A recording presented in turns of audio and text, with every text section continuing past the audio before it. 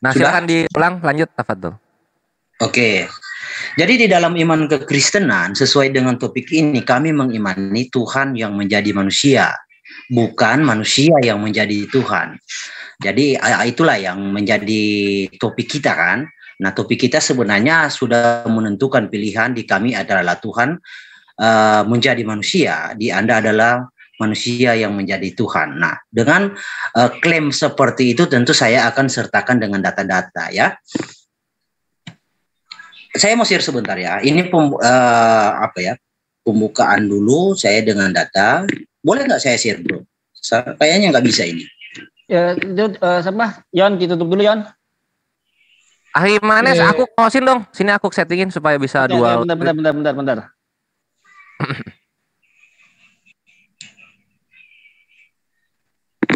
Sudah? Oke, sudah ya. Oke, waduh. Oke, ya.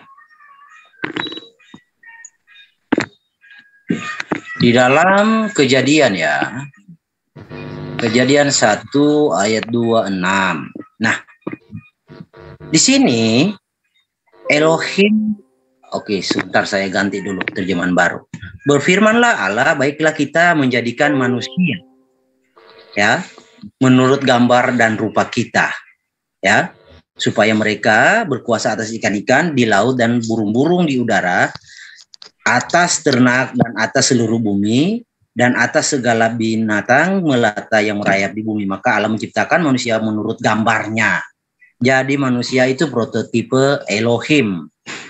Jadi pemahaman Anda ketika mengatakan apakah ada manusia menjadi Tuhan, enggak ada. Yang ada Tuhan yang menjadi manusia. Tetapi ketika Tuhan itu menjadi manusia, nampak dalam manusia, bukan berarti Tuhan meniru gambar dan rupa manusia, karena sudah dijelaskan jauh sebelum terjadi manusia itu adalah prototipe, adalah gambar rupa Tuhan. Disinilah datanya Kejadian 1 ayat 26 dan 27. Jadi jangan salah memahami, oh Tuhan, orang Kristen itu meniru manusia sehingga dia datang dalam wujud manusia, meniru gambar manusia, wujud manusia. Enggak.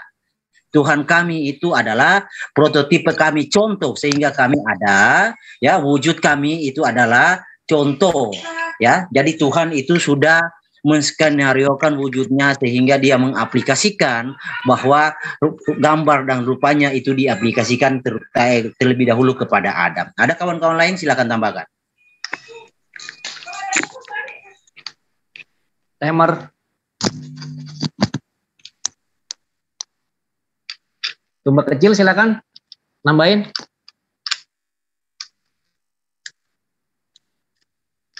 Halo, ada yang mau tambahkan? Enggak ada.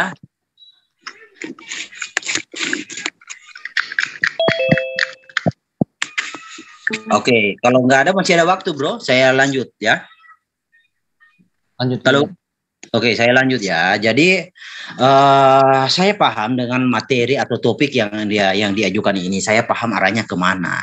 Tetapi sebelum Anda mendakwa kami, saya akan patahkan argumen Anda di tengah supaya Anda, saya harap Anda berdiskusi dengan melihat data yang saya bawa ya. Jangan hanya berdiskusi modal bicara, tidak melihat apa yang data yang saya bawa, lalu asal ngomong begini begono, itu namanya diskusi yang tidak berkelas ya bro. Sorry saja, saya sudah katakan dari awal bahwa kita berdiskusi pakai data dan memperhatikan data lawan, apakah data lawan itu sudah mengkanter pertanyaan kita atau belum, itu harus diperhatikan. Jangan kita modal asal bunyi saja deh, diam di sini hanya untuk bisa didengar, oh suaranya keras, suaranya kencang, itu bukanlah tujuan kita ya. Tujuan kita sini adalah mengedukasi pendengar-pendengar agar bisa mengerti dan tahu dan mengenal siapa Tuhan itu sebenarnya. Masih ada waktu bro? Masih ada. Oke, saya lanjut lagi. Nah, sedikit saya akan kabarkan berita tentang persamaan ini di dalam literatur Muslim ya. Seperti di dalam hadis Sahih Muslim dikatakan di sana Allah menciptakan itu Adam 1 menit lagi. 1 menit lagi, cepat. Oh iya bro, ya oke. Oke, sebenarnya bukan sesuatu yang baru ya kita bahas ini. Ada kemiripan, tetapi ya saya paham dengan kawan-kawan Muslim mungkin punya pemahaman yang lain. mungkin punya pemahaman yang berseberangan dengan hadis atau bagaimana, saya kurang tahu. Nanti kita lihat ke depannya bagaimana cara kawan-kawan muslim membuktikan apakah Tuhan mereka itu pemahaman mereka itu Tuhan yang menjadi manusia atau manusia yang menjadi Tuhan. Nah, dari kedua pilihan ini, dari kedua topik ini tentu semua mempersiapkan data masing-masing, dan itu pun saya sudah siapkan, baik data manusia yang menjadi Tuhan, Tuhan menjadi manusia, saya sudah siapkan. Marilah kita berdiskusi dengan elok, layaknya selama ini kan kita melihat diskusinya kayak preman pasar, bro. Jadi kita hilangkan gaya-gaya diskusi seperti itu, bro, karena ini sudah bukan zamannya. Ini bukan zaman jahiliyah lagi. Ini adalah zaman modern, karena kita itu lebih mengedepankan adab dan moral tentunya untuk bisa membuktikan oh ini begini, oh begini, ya kan. Jadi seseorang berbicara itu tentu bisa dinilai, dia begini, dia begono, itu bisa dinilai. Ya, tergantung kawan-kawan saja mau nyikapinya seperti apa, mau terima atau tidak ya. Oke, waktu habis Ardi, 6 menit.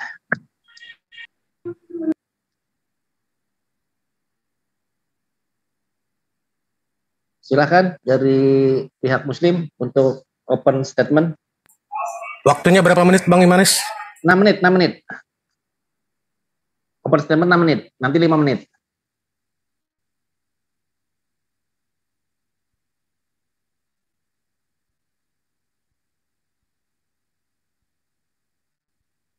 Silakan dari muslim. Monggo Bang Zuma. Baik, bismillahirrahmanirrahim. Assalamualaikum warahmatullahi wabarakatuh. Waalaikumsalam warahmatullahi wabarakatuh. Alhamdulillah, kembali lagi pada malam hari ini ya, kita berdialog, diskusi terkait dengan Tuhan, di mana Islam Kristen itu ada keterkaitan terhadap apa yang kemudian diimani, baik di dalam penyebutan maupun oknum yang kemudian dianggap sebagai Tuhan.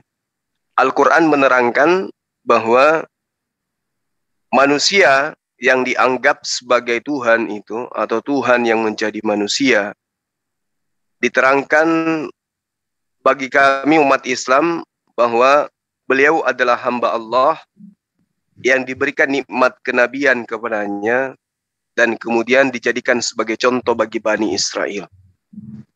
Ini dalilnya sudah sering saya sampaikan di dalam surah Asy-Syu'ara ayat 59. Lalu kemudian kami memahami sebagai seorang muslim bahwa Allah itu pencipta langit dan bumi, adalah mustahil kemudian merubah wujud, merubah diri menjadi ciptaan.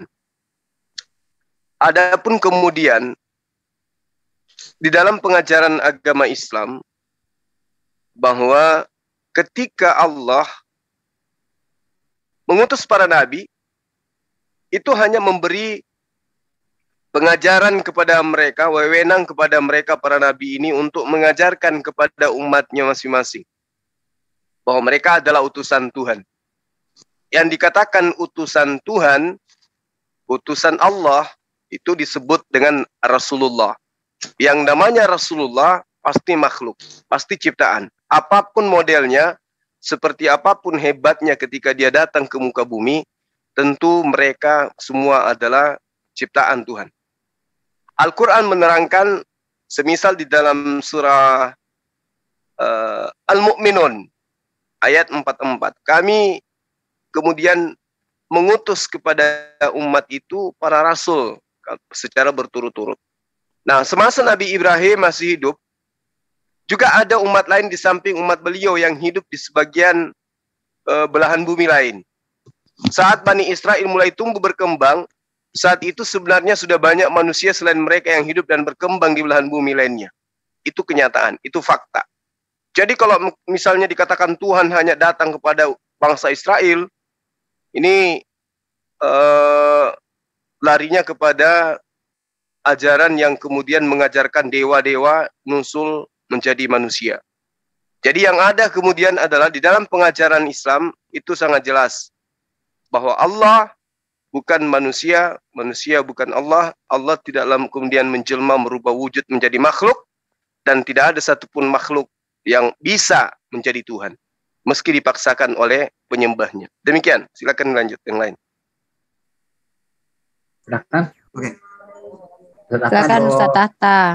Oke. Bismillahirrahmanirrahim. Langsung ya. Jadi di dalam ajaran Samawi itu seperti Islam ya, termasuk nabi-nabi Yahudi mulai dari Yakub sampai Yesus. Itu ajaran Samawi.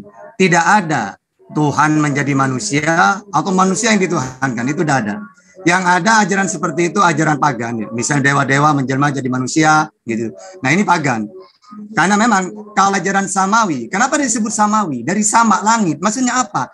Allah itu tidak mau turun ke dunia. Sehingga ketika dia mau bicara kepada manusia, ya, memberi hukum-hukum, aturan, maka melalui para nabi atau utusan. Makanya Nabi Muhammad, Yesus, Musa mengaku utusan. Berarti kalau dia utusan, maka tugasnya penyampai firman. Sesuai Yohanes 3:34. Barang siapa yang diutus oleh Allah, maka tugasnya penyampai firman Allah. Tidak ada Tuhan menjelma jadi manusia. Kalau memang segambar, ini kalau dalam hadis Imam Ahmad. Inna Allah khalaqa Adam ala khalqi suratihi. Jadi Allah menciptakan Adam segambar. Maksudnya apa? Allah melihat, mendengar, berbicara. Maka ketika dia menciptakan Adam, Adam ini bisa bicara, bisa melihat, bisa kuasa, kudrat, iradot. Tapi dibatasi semuanya. Bukan berarti Tuhan menjelma jadi manusia. Enggak. Maksudnya Tuhan menciptakan manusia segambar. Maksudnya apa? Kalau Allah berbicara, maka manusia bisa bicara. Allah mendengar, melihat, kuasa, kudrat, iradot, ilmu, hayat, sama basar. Maka manusia juga gitu. Hidup, ya, berfirman, berbicara, gitu. Bukan berarti Tuhan juga manusia. Bukan gitu. Gitu ya. Oke, itu saja dulu. Silakan, Pak. Ya, intinya kalau dalam Islam itu kan sudah jelas, jangankan manusia, malaikat aja Tuhan aja bukan malaikat, tidak ada ya makhluk yang bisa sama dengan Tuhan. Intinya begitu sih, dalam Islam tuh simple gitu, nggak ada praduga tak bersalah di dalam Islam itu. Ini jangan-jangan Tuhan nih orang nih, kayaknya ini harus di sini gitu ya. Kenapa kok bisa dia itu? Kan dia bisa ini bisa itu, nggak ada begitu dalam Islam. Itu kenapa di dalam Al-Quran itu jelas sekali, Al-Quran itu adalah ayat yang jelas untuk orang-orang berilmu gitu. Simple banget sih dalam Islam, nggak ribet amat dalam Islam ya. Itu sih. Dah, lanjut. Mau langsung disedokahkan saja, disedokahkan saja. Sion kayaknya nggak usah di-share karena itu MDM sudah bisa nge-share di itunya. Di Dion nggak usah, Dion. Silakan Hardi, 5 menit ya. Oke bro ya. MDM Lanjut. 5 menit MDM. Gimana? Sudah boleh bicara ini bro? Oke, silakan. Oke. Jadi saya tanggapi dulu tentang Bro Tahta paganisme. Paganisme itu apa sih? Memang paganisme sudah ada di zaman Adam. Nah janji Tuhan, oke, saya akui karena di dalam literatur Quran tidak ada hal semacam ini ya. Ya, nanti kalau Anda tidak percaya dengan Alkitab, kitabnya orang Kristen, mungkin Anda bisa buka di dalam Tanak. Janji Tuhan itu kepada Adam dan Hawa, Kejadian 3 ayat 15. Dan perlu Anda tahu ya, di zaman Adam ini belum ada pagan ya. Nih, ini janjinya. Aku akan mengadakan permusuhan. Ini janjinya tentang kelahiran yang akan meremukan apa? Meremukan si iblis. Ya. Ini janjinya. Ini berbicara, ini tentang janji. Ya, saya mengerti dan paham kawan-kawan Islam tidak mengenal. Karena Allah tidak punya konsep untuk menyelamatkan umat manusia atau pemeluk Islam. Allah tidak memiliki konsep itu. Karena Allah, di situ kesannya itu terkesan tidak maha kuasa. Karena dia lebih, mewakilkan kuasa itu tentang penebusan kepada ahlul milal. Nah itu bisa ketahuan bahwa siapa yang maha kuasa dari situ, dan Tuhan yang mana yang bisa mampu, dan Tuhan yang menjadi manusia atau manusia yang menjadi Tuhan. Nah oke, karena topik kita adalah itu ya, tapi Bro Tahta jangan diulang lagi ya tentang pagan ya, karena memang saya harus kasih tahu Anda karena di zaman Adam itu belum ada pagan ya. Jadi Anda harus mengerti bro. Lalu tentang Bro Suma. Sudah nyenggol ke sana kemari bahwa iya bro, ini tentang konsep.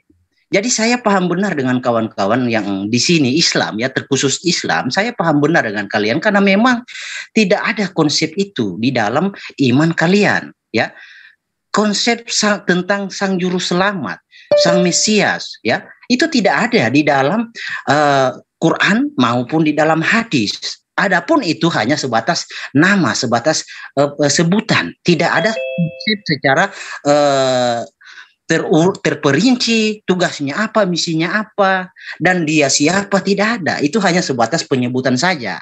Nah, itu yang saya tidak kagetan, ojo kagetan dengan narasi Anda, karena memang Quran atau Allah Subhanahu wa taala tidak mengajarkan hal demikian. Oke. Tentang apa Tuhan yang menjadi manusia atau manusia yang menjadi Tuhan, sudah saya buktikan di dalam kekristenan, percaya itu Tuhan yang tidak nampak, yang kasat mata itu ya menyatakan dirinya di dalam wujud manusia, ya. Lalu Bro Suma mengatakan, oh mana mungkin Tuhan menjadi ciptaan. Bro, mungkin saya akan uraikan apa itu ciptaan, apa itu pencipta. Jadi ketika yang tidak nampak ini menjadi nampak, itu bukan kesannya bukan tercipta, bukan Bro. Jadi dia sudah ada, tapi tidak nampak. Nah itu, masalah poinnya di situ. Dia sudah ada. Dia adalah sang kekekalan, tapi tidak nampak. Tidak ada mata manusia yang bisa melihatnya. Nah, lalu dia menampakkan, menyatakan dari yang tidak nampak menjadi nampak. Ah, itu bukan proses penciptaan, Bro. Penciptaan tentu saya tidak perlu jabarkan lagi, ya. Seperti di dalam kalau kekristenan jadilah, kalau di dalam Islam kan kun fayakun, ya kan? Seperti itu. Jadi, Bro harus bisa bedakan mana penciptaan, mana yang inkarni, mana yang inkarnasi, mana yang menyatakan dirinya. Ya, saya kasih analogi saja, Bro. Contohlah, seperti kemarin, Bro, saya diskusi dengan kamu sebuah suara yang kamu dengar tapi tidak ada wujudnya, tidak nampak, hanya terdengar suara. Lalu pada suatu saat dia menyatakan dirinya, membuktikan tampil di dalam wujud, lalu mengakui, oh saya ini loh yang berbicara dengan kamu dulu, hanya suara yang kamu dengar. Nah itu kan bukan penciptaan. Jadi saya harap Bro mengerti apa itu penciptaan, apa itu menyatakan diri. Ya harus bisa bedakan di situ, Bro. Lalu tentang Bro Tata ya, tadi menyatakan Allah Subhanahu wa taala, mungkin di sini masa penciptaan kita berbeda ya, Bro. Di dalam kekristenan ya, Tuhan itu menciptakan atau Elohim menciptakan itu Adam normal-normal saja, Bro, seperti kita manusia. Tetapi di dalam Quran, di dalam hadis, Allah menciptakan itu Adam tingginya 62 sirah. Saya bawa data aja ya, Bro, biar kita elok diskusinya ya. Bentar. Waktu tinggal sedikit lagi. Waktu tinggal 16 detik. Aduh, ini waktunya minim, Bro. Saya mau bawa data kan nanti nggak sempat. Ya. Jadi saya garis besarnya aja ya, Bro. Jadi garis besarnya di situ bukan tentang bahasa atau analogi sifat, Bro Tata. Di situ jelas bentuk, makanya ada larangan jangan memukul wajah, karena wajah Adam itu seperti wajah Allah Subhanahu wa taala yang tingginya 62 sirah. Kalau kita translate ke dalam meter itu 28,8 meter tinggi Adam. Ya, seperti itu. Jadi mungkin ada narasi yang berbeda. Oke, nanti kita lanjut ke topik apakah di dalam pemahaman Islam itu manusia yang menjadi Tuhan. Nanti saya akan bawakan datanya setelah ini karena waktunya mepet. Nanti Bro kalau bisa waktunya dipanjangkan lagi karena saya akan screen data biar diskusinya tidak terkesan saya asumsi. Oke, Bro? Oke. Nanti pas lagi mau persiapan saya screen, waktu di post dulu. Oke, biar lebih tajam silakan dari Muslim untuk menanggapi statement-statementnya. Ini Herdi sendirian aja, jadi kayaknya lanjut aja dulu Bang Zuma atau Ustadz Tata, karena Herdi sendirian, nggak ada temennya gitu ya. Nanti dikira kita keroyokan lagi. Ya itu ada domba kecil, ada Abdon, ada siapa? Purba tadi, Henry monggo, Purba. silakan. Jujur aku nggak punya data, nanti kalau saya bilang bicara tanpa data kan asumsi. Lanjutlah. Silakan, Mbak Cuma. Ya, sedikit ya. Jadi gini, tadi saudara mengatakan Islam itu tidak punya konsep. Konsep apa yang Anda maksud? Islam itu sempurna konsepnya.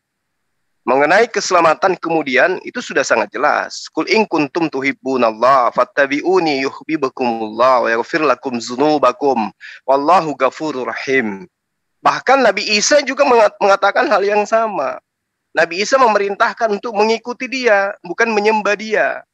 Mengikuti dia dalam hal apa? Dalam hal penyembahan terhadap Allah. Innallaha huwa rabbi wa rabbukum fa'budu hadza siratum mustaqim. Jadi menyembah kepada Allah, Tuhannya umat Islam, itu adalah jalan yang lurus.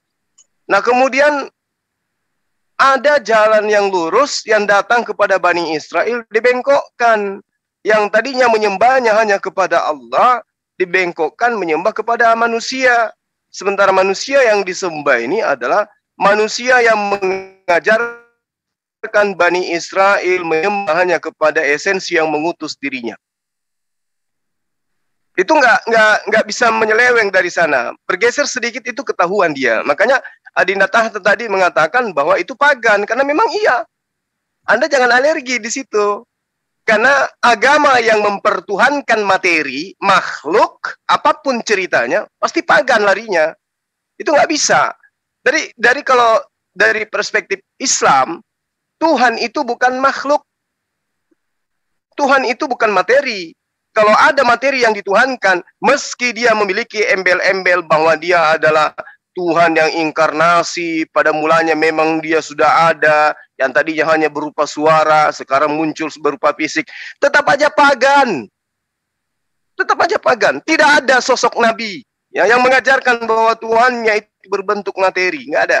Nggak ada sosok Nabi yang mengajarkan Tuhannya berbentuk biologis. Itu hanya ada dari agama Barat, ajaran politeisme yang memaksakan kemudian konsep mereka masuk ke dalam konsep monoteis. Itu nggak ada itu. Ya, jadi kalau Anda mengatakan bahwa apa yang diterangkan oleh Ustadz Tahta itu keliru, enggak. Memang menyakitkan memang, tapi itulah faktanya. Ya, Anda harus sadari itu. Tidak ada itu Tuhan pencipta langit dan bumi menjadi ciptaan. Dan kalau Anda jeli memahami kitab Anda sendiri di dalam Roma 1 nomor 3, di situ Tuhan Anda disebutkan berasal dari sperma Daud. Ya, dalam original teksnya. Nah, karena itulah kemudian saya katakan, tinggalkanlah ajaran yang membuat Anda kemudian menutupi hal yang seharusnya tidak Anda imani. Innallaha huwa rabbi wa rabbukum fa'buduhu hadza siratun mustaqim.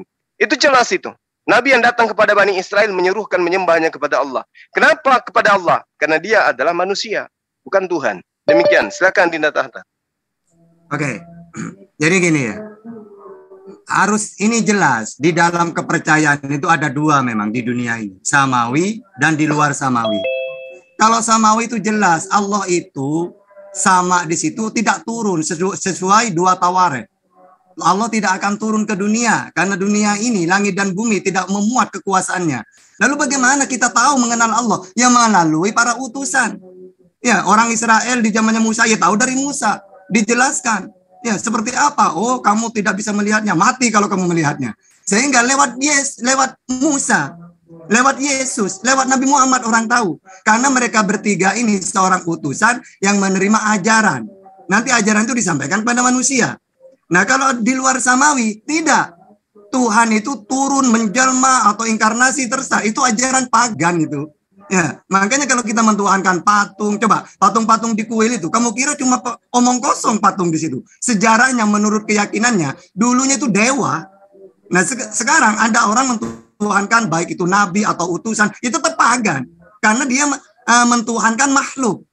Ciptaan, diciptakan. Makanya ada dua, ada kholik, ada makhluk. Kholik itu pencipta, makhluk diciptakan. Sesuatu selain Allah itu makhluk. Ketika dituhankan itu pagan, gitu ya. Karena pagan itu bukan samawi, bukan dari langit, lalu menerima firman yang di bumi. Siapa? Utusan seperti Nabi Muhammad, Yesus, Musa. Maka disebut samawi. Karena ajaranku bukan dari diriku sendiri. Terus segala firman yang kau sampaikan. Nah, samawi ini. Nanti kalau samawi, firman-firman itu dibukukan menjadi kitab. Taurat, Injil, Al-Quran. Itu samawi namanya. Nah, jadi tidak ada Tuhan menjelma itu gak ada. Adanya di luar samawi. Siapa? Ya terserah. Yang penting dia mentuhankan makhluk. Gitu ya. Oke, lanjut, Pak. Habis waktunya ya. Bro Herdi, silahkan disiapkan kalau mau share screen. Biar waktunya kita post dulu. Silahkan Herdi. Oke. Mungkin saya akan share ya, Bro. Tapi sebelum saya share ya, saya harap kawan-kawan bisa menjawab. Apakah pagan itu sudah ada di zaman Adam? Nah, itu yang harus dijawab. Kalau memang tidak ada di zaman Adam, ya kenapa harus ngotot kan? Ya, nanti kalau memang Bro mau fokus ke pagan, ya kita bisa nanti aturkan waktu lagi kita bahas soal pagan. ya, karena topik kita bukan tentang itu, bro. Ya, saya rasa pagan itu lebih kepada menjurus mengimani manusia sebagai Tuhan. Contoh seperti ada yang manusia narsis, ya, mengatakan dirinya atau bisa menjamin manusia lain selamat menuju surga. Itu bisa dikatakan paganisme, karena memang paham paganisme itu ada bermacam-macam, bro. Tetapi yang kalian tahu, iblis itu bekerja pasti akan meniru cara kerja Elohim, pasti.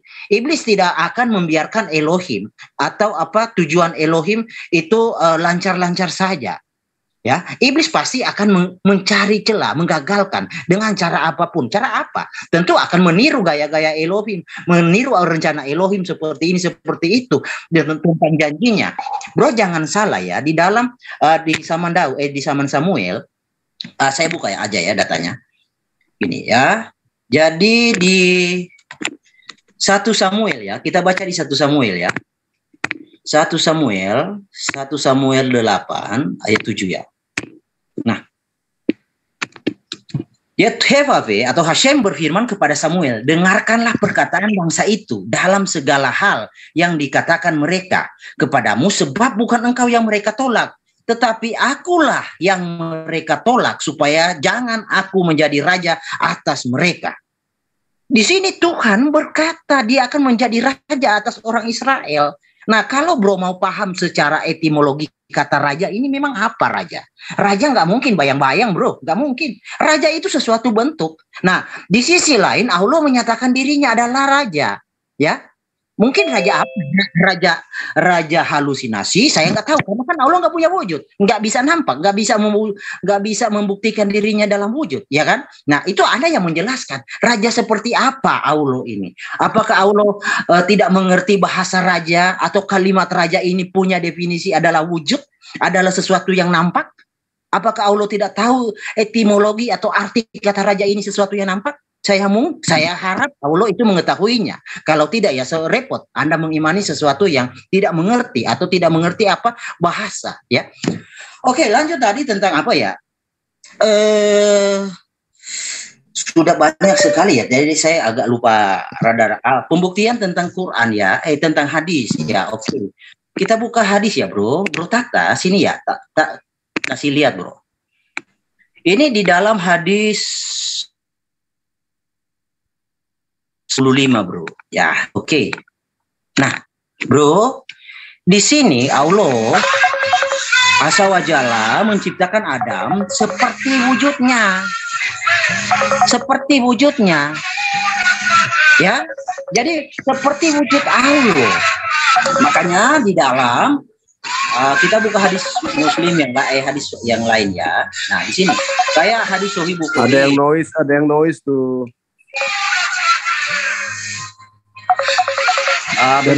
Dari harga sendiri tuh. Ya, sudah ada noise, bro. Langsung lagi, lanjut.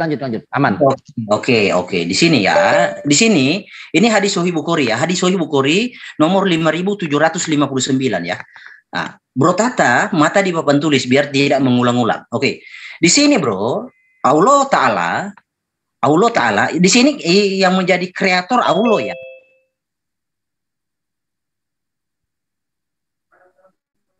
Mana suaranya?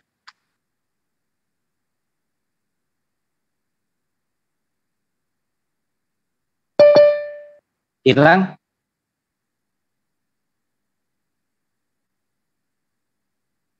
Dibuka mic-nya Pak Herdi itu, kalau kepencet mute itu Pak Herdi. Kok ketutup sendiri ya? Bentar ya. Oke. Jadi saya ulang lagi ya, bro. Saya ulang ya. Jadi oke. Jadi di sini suara saya bisa dengar? Bisa. Aman. Di sini kreatornya adalah Allah. Meskipun hanya sebatas narasi, cerita di sini ya oke lah kita iakan. Telah Allah cipta Adam dengan semua ciri fisiknya.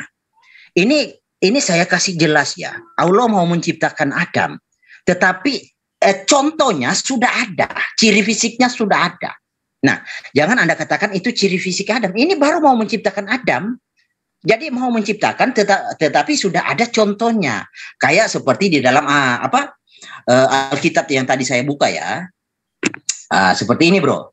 Tapi yang bedanya di hadis itu penciptanya nggak normal karena manusianya itu 28,8 meter. 60 hasta itu, Bro, kalau bawa ke meter itu 28,8 meter itu. Jadi tinggi Adam 28,8 meter. Jadi kawan-kawan nggak perlu heran kalau ada cerita jubah Adam itu tingginya 30 meter karena ada riwayatnya, ada historinya. Nah, seperti di dalam Kejadian 1 ya, Bro. Kejadian 1 ayat 26. Nah, di sini jadi Tuhan ya, Elohim menciptakan manusia itu menurut gambar. Ya, menurut gambar dan rupa. Nah, ayat 27 dijelaskan Elohim, maka Allah menciptakan manusia itu menurut gambarnya. Menurut gambarnya Elohim. Jadi sebelum dia menciptakan manusia, gambarnya Elohim itu sudah ada. Nah, gambarnya Elohim itu seperti kita ini. Nah, kita adalah aplikasi yang Tuhan nyatakan gambarnya bahwa baiknya akan seperti ini, dia aplikasikan dahulu kepada kita. Tetapi skenario gambarnya sudah ada. Ada sebelum permulaan penciptaan kan. Artinya jangan dilebarkan lagi. Nanti Bang Suma nangkap ini. Oh, berarti Yesus ciptaan Waktu habis. Waktu habis. Sedikit ya, Bro, waktunya. Oke, lanjut.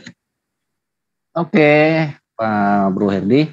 Jadi menjelaskan di hadis ya tentang. Saya luruskan ya. Ya, dari Muslim silahkan. Ustaz Tata dulu mungkin. Gurunda boleh saya dulu. Silakan Dek, silakan. Oke. Gini ya. Kita umat Islam itu mempelajari kitab-kitab, jangankan Quran dan hadis. Bahkan Bible pun saya pelajari dengan tafsirannya kalau bisa. Jadi hadis itu ada penjelasannya. Kalau Al-Quran ada tafsir, ada asbabul nuzul. Kalau hadis ada syarahnya, juga ada asbabul wurudnya. Ketika ada kalimat, misalnya kalimatnya itu hadis innallah khalaqa Adam ala suratihi. Ada juga Imam Ahmad ala suratihi rahman. Maksudnya apa? Sesungguhnya Allah menciptakan Adam berdasarkan bentuknya. Maksudnya apa? Gini loh. Allah itu sifatnya berapa? Misalnya 20. Wujud qidam baqa mukhalafatul hawadisi qiyamuhu binafsihi wa daniyat qudrat iradat ilmu ayat sama basar kalam qadiran muridan aliman hayan sami'an basiran mutakaliman. Ya. Jadi Allah itu termasuk apa? Melihat, mendengar, kuasa, berkehendak, berbicara. Lalu dia akan menciptakan Adam. Nanti Adam ini bisa melihat, bisa mendengar, bisa berbicara. Ya, kuasa, maksudnya apa? Kuasa di situ kita bisa buat apa-apa lah. Terus punya kehendak. Bukan berarti Allah itu, Adam itu wujud seperti Allah. Enggak.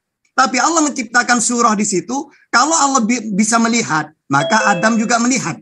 Kalau Allah itu kuasa, maka Adam juga punya kuasa, tapi dibatasi. Makanya sifatnya Allah dengan manusia sama. Kalau manusia itu melihat, berbicara, mendengar, berarti Allah juga seperti itu, tapi kekuasaannya, sifatnya manusia dibatasi oleh Allah. Melihatnya ada batasnya, kuasanya dibatasi, kehendaknya dibatasi. Bukan berarti wujudnya segambar itu berarti Allah seperti manusia, bukan. Baca syarahnya. Ya, kalau misal Bukhari Muslim syarahnya itu Fathul Bari. Dijelasin itu. Nah, kalau kita cuma baca terjemahan kayak gitu, disimpulkan sendiri, akhirnya dilarikan ke Bible, wah berarti Tuhan ini menjelma jadi manusia, bukannya segambar. Nah, ini keliru. Untung di hadis ada juga, sehingga kami bisa menjelaskan. Makanya saya itu Bible itu bisa saya tafsirkan karena ada dalam Islam gitu. Hanya saja Islam detail, gitu ya. Terus tadi ada mengatakan apakah di dalam Adam ada pagan? Ya ada.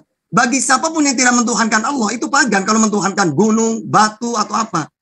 Ya, contohnya di zamannya Musa ada Samiri itu. Ya, ketika Musa tidak ada, dia menciptakan patung dari emas, disembah. Pagan itu. Di zamannya Yesus juga gitu. Ketika Yesus tidak ada, maka karena iblis tidak mau ajaran tauhid, maka Yesus harus dibunuh. Ketika Yesus tidak ada, maka diperintahkan oleh iblis supaya manusia mentuhankan manusia. Pagan juga. Gitu ya. Oke, lanjut Gurunda. Silakan, Hima. Ya, baik. Ya, terkait dengan Adam ya. Ya tak apalah kalau misalnya kemudian saudara kita ini mencoba untuk mengambil hadits untuk menguatkan ajaran penyembahan terhadap manusia. Hanya saja disayangkan karena Al-Quran menerangkan Adam itu diciptakan.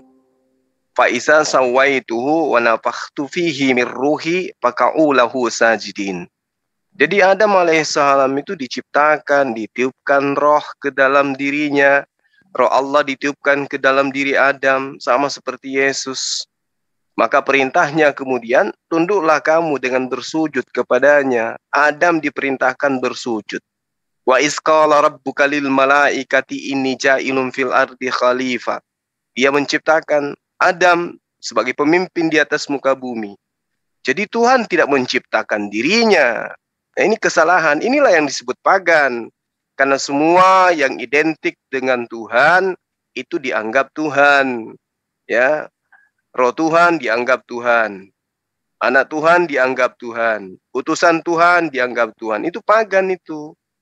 Jadi kalau berbicara mengenai hadits terkait dengan Adam, kesamaan dengan Allah, benar yang diterangkan oleh Adinda Tahta. Kesamaannya itu sama seperti yang diterangkan di dalam kitab Kejadian 1 nomor 26. Hanya saja Kristen menyalahartikan pemahaman itu. Kenapa? Karena ingin mendudukkan anak manusia itu sebagai Tuhan. Sehingga dikatakan serupa dan segambar dengan kita. Padahal yang dicipta di situ bukan Yesus. Yang dicipta di situ adalah Adam. Baiklah, marilah kita menciptakan manusia serupa dengan kita. Lalu kemudian selanjutnya siapa yang dicipta? Yesus? Bukan. Lalu siapa? Adam. Berarti yang serupa dengan segambar dengan Tuhan siapa? Adam. Silakan sembah Adam. Kok larinya ke Yesus? Yesus itu kapan jadinya? Kapan diciptakannya? Jadi sangat terang ya, bahwa Tuhan tidak pernah menjadi manusia, apalagi manusia mau menjadi Tuhan. Gak ada itu. Tuhan selama-lamanya adalah Tuhan. Demikian. Oke, silakan Bro Wardi. Jadi tadi sudah dijelaskan ya, sudah saling mengkanter, saling berstatement dengan data. Silakan Bro Hardi. Itu ada, itu sahabatku itu ada di, sorry, ada Kristen di live komen itu suruh masuk tuh supaya ada yang mendampingi beliau. Nggak enak kalau 1 lawan 2. Oh iya. Ada betina tuh. Ada betina, ada perempuan. Saya kok nggak ditawarin nih. Boleh saya Oh, boleh. Kan dari tadi udah dipersilahkan. Oke. Ya. Ini giliran yang mana nih? Giliran saya gitu ya? Bisa ya? Boleh. Ada buka dulu sama Bang Hardi dulu. Minta izin dulu sama Bang Hardi. Ini. Oh ya. Ini siapa? Bro Hardi. Abdon. Oh, Abdon, silakan Pak Abdon. Topik kita bukan menjadi manusia atau manusia yang menjadi Tuhan. Oke. Ya, terima kasih. Jadi di dalam pemahamannya ya Bang Juma lewat Quran, sebenarnya Bang Juma belum memahami semua ayat-ayat yang ada di dalam Quran, ya kan? Dan juga kalau Bang Juma membaca Alkitab juga belum memahami semua. Jadi kalau katanya manusia menjadi Tuhan, ya itu tentu tidak ada. Tetapi di dalam Timotius ya, nanti kita gini, saya ambil dari perjanjian baru. Kalau tidak setuju dari perjanjian baru, saya ambil dari perjanjian lama. Kalau tidak setuju dari perjanjian lama, saya ambil dari Quran. Oke? Nah, jadi dalam Timotius 3 ayat 16. Dari Quran aja Bang, silakan. Ya, nanti oke. Jadi Timotius 1 Timotius 3 ayat 16. Dan sesungguhnya agunglah rahasia ibadah kita. Ya, perlu dicatat rahasia ibadah kita. Dia itu merujuk kepada Allah ya. Dia yang telah menyatakan dirinya dalam rupa manusia. Ini kan sudah jelas nih. Tinggal Anda percaya atau tidak. Silakan, kan begitu. Nah, dia yang telah menyatakan dirinya dalam rupa manusia, dibenarkan dalam ruh. Ya. Makanya saya tadi bicara tentang teologi, tentang pembelajaran pemahaman tentang Tuhan, ya perlu kita pelajari Alkitab. Nah, dia yang telah menyatakan dirinya dalam rupa manusia, dibenarkan dalam roh, yang menampakkan dirinya kepada malaikat-malaikat, diberitakan di antara bangsa-bangsa yang tidak mengenal Allah, yang dipercaya di dalam dunia, diangkat dalam kemuliaan.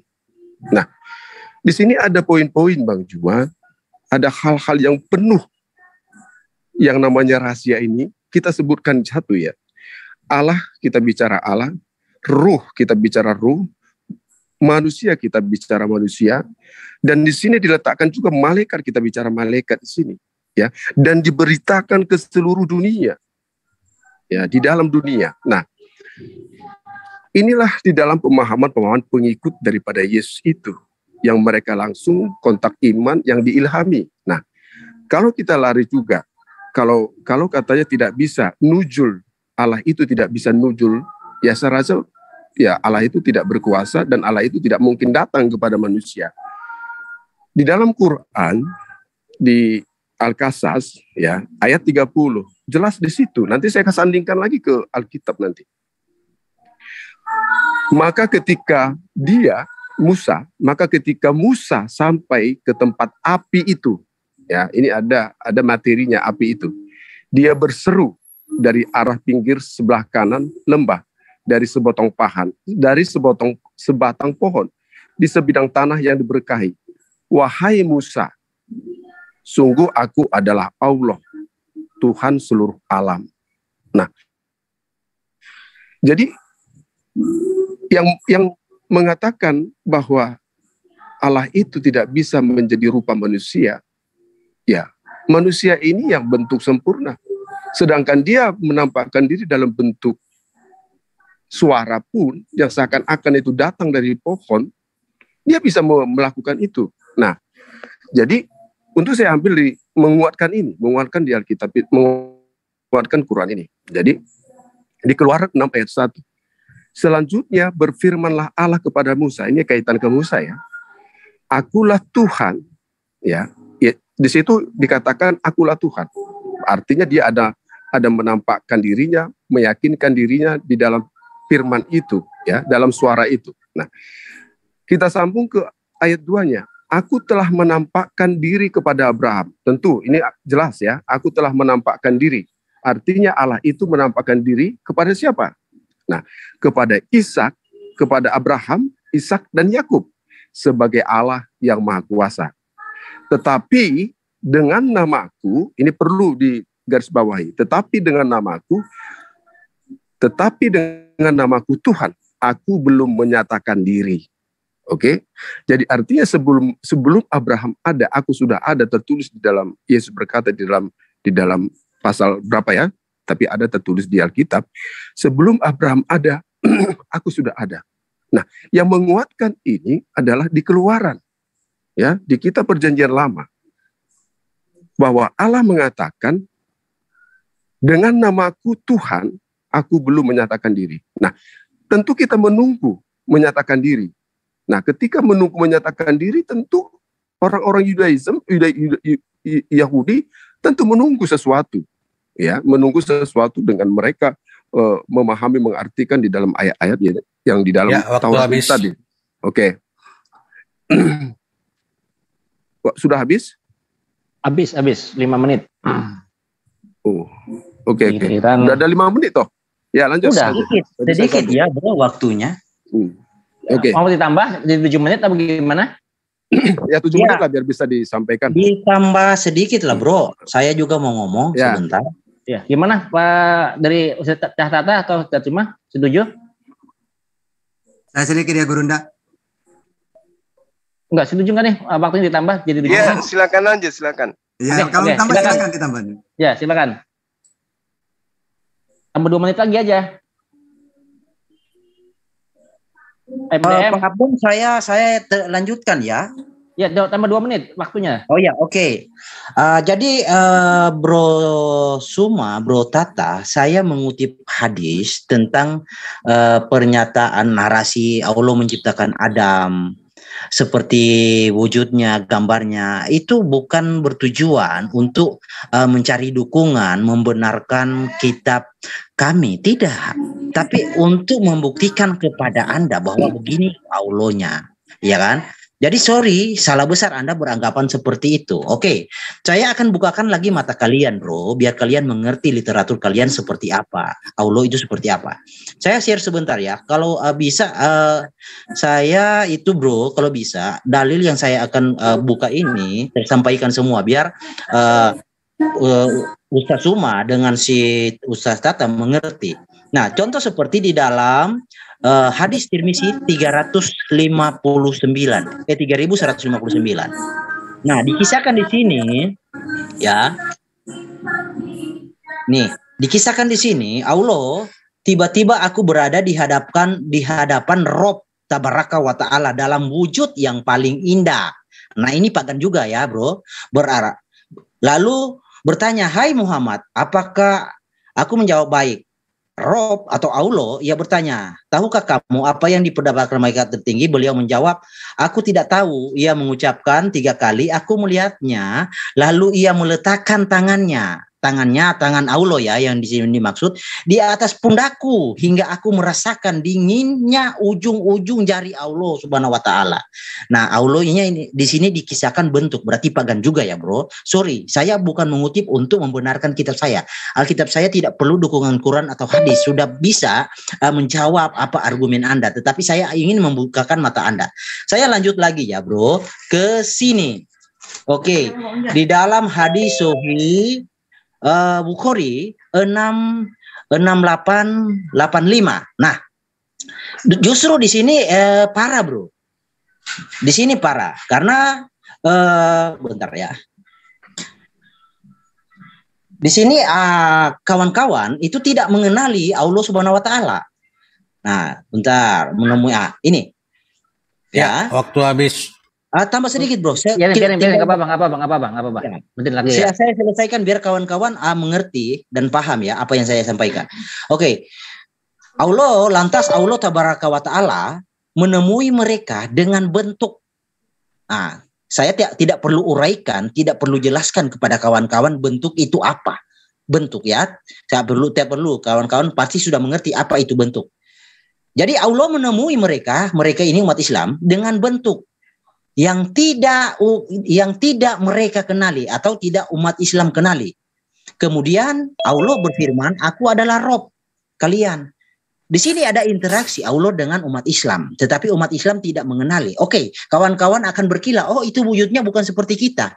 Oke, kita pakai logika akal sehat. Jika Allah datang dalam wujud atau bentuk yang aneh, sudah pasti umat Islam lari tunggang langgang, bro. Otomatis di sini karena umat Islam tidak lari tunggang langgang, artinya wujudnya sama seperti yang mereka narasikan seperti ini. Namun mereka menjawab, "Aku berlindung." Jadi umat Islam tidak mengenali Allah di sini dalam bentuk itu. Kemudian kepada Allah darimu, ini adalah tempat kami hingga Rob kami benar-benar menemui kami. Jika Rob kami menemui kami, maka kami akan mengenalinya. Oke, mengenalinya terus. Setelah itu Allah Ta'ala menemui mereka dengan bentuk yang mereka kenali. Nah, Allah di sini punya 2 wujud, bro Tata. Nah, nanti kan pertanyaannya akan berkembang. Nah, wujud yang satu itu ditinggalin punya nyawa atau tidak?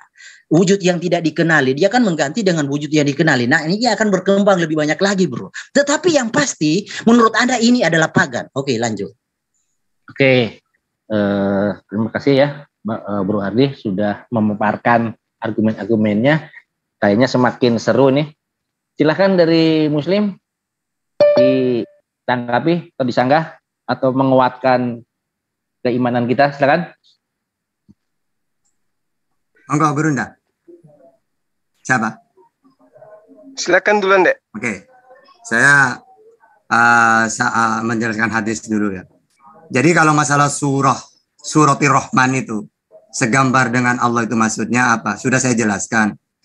Allah itu memang melihat seperti manusia itu melihat, mendengar apa, tapi tidak sama dengan Allah. Makanya laisa kamitslihi syai'un, tidak sama dengan apapun. Maksudnya apa? Walaupun manusia bisa melihat, mendengar, bicara, tapi tidak sama dengan Allah. Makanya ketika ada yang seperti wujud ditakwil. Kalau tidak ditakwil bahaya nantinya. Misalnya yadullah fawqa aydin nas gitu ya. Tangannya Allah di atas tangannya manusia, maksudnya kekuasaan. Sama dengan wajah. Walillahil masyriqu wal maghrib fa aina ma tuwallu fasamma wajhullah. Wajah Allah. Apa di situ? Bukan berarti wajah seperti kita, enggak. Makanya nanti di surga itu manusia akan melihat Allah.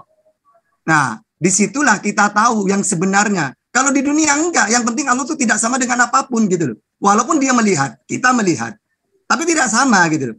Dalam Bible juga ya gitu, tidak pernah Allah itu wujudnya seperti apa, enggak ada gitu. Terus masalah Bang Abdul ya, itu Musa.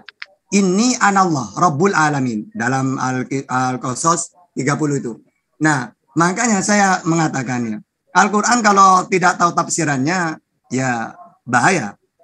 Karena gini, memang Musa itu diberi keistimewaan. Karena para nabi itu oleh Allah diberi kelebihan masing-masing. Tilkar rusulu faddalna ba'dahum ala ba'. Jadi diberi kelebihan. Kelebihan untuk Musa apa? Wa kallamallahu Musa taklima. Allah bicara kepada Musa. Tapi di dalam kisah itu, anallah. Itu bukan bentuknya Allah api itu. Tapi mim waro'in hijab. Ya, maksudnya apa? Allah memperdengarkan suaranya melalui cahaya api itu. Tapi api itu bukan wujudnya. Sama saya bicara dengan Bang Juma lewat telepon. Telepon yang Bang Juma dengar suara saya. HP itu bukan wujudku. Tapi aku memperdengarkan lewat HP itu. Gitu loh. Seperti itu kalau makanya wa ma kana li basyarin ayyukallimahu illa wahyan aw min wara'in hijab aw yursila rasulan fa uhiya ilai. Jadi Allah ketika bicara kepada manusia dengan 3 cara. Dia tidak turun ke dunia, enggak. Tapi dengan 3 cara. Dengan wahyu, berarti seperti Yesus, Nabi Muhammad, aw min wara'in hijab. Atau Allah memperdengarkan suaranya melalui apa? Kepada Musa, api. Aw wahyan, ya. Aw yursila rasulan, atau Allah mengutus malaikat untuk menyampaikan firman Tuhan sebagaimana datang kepada Maria, kepada Elizabeth pada hari ke-6 Tuhan mengutus Gabriel. Berarti au yursila rasulan, mengutus utusan. Jadi dalam ayat itu bukan berarti cahaya itu Allah. Innani anallah, aku Allah. Bukan berarti wujudnya Allah ya pohon itu, bukan. Tapi memperdengarkan suara lewat itu gitu loh. Makanya kalau Al-Qur'an jelas itu dijelaskan gitu ya. Jadi apa? Kalau tidak ditakwil kata-kata seperti Burhan Dri tadi wujudnya Allah tuh enggak berwujud. Kalau tidak ditakwil sama dengan gini, wahai Tuhan gunung batuku, tidak ditakwil. Berarti Tuhan itu gunung batu dong. Atau wajahullah, wajahnya Allah, tangannya Allah.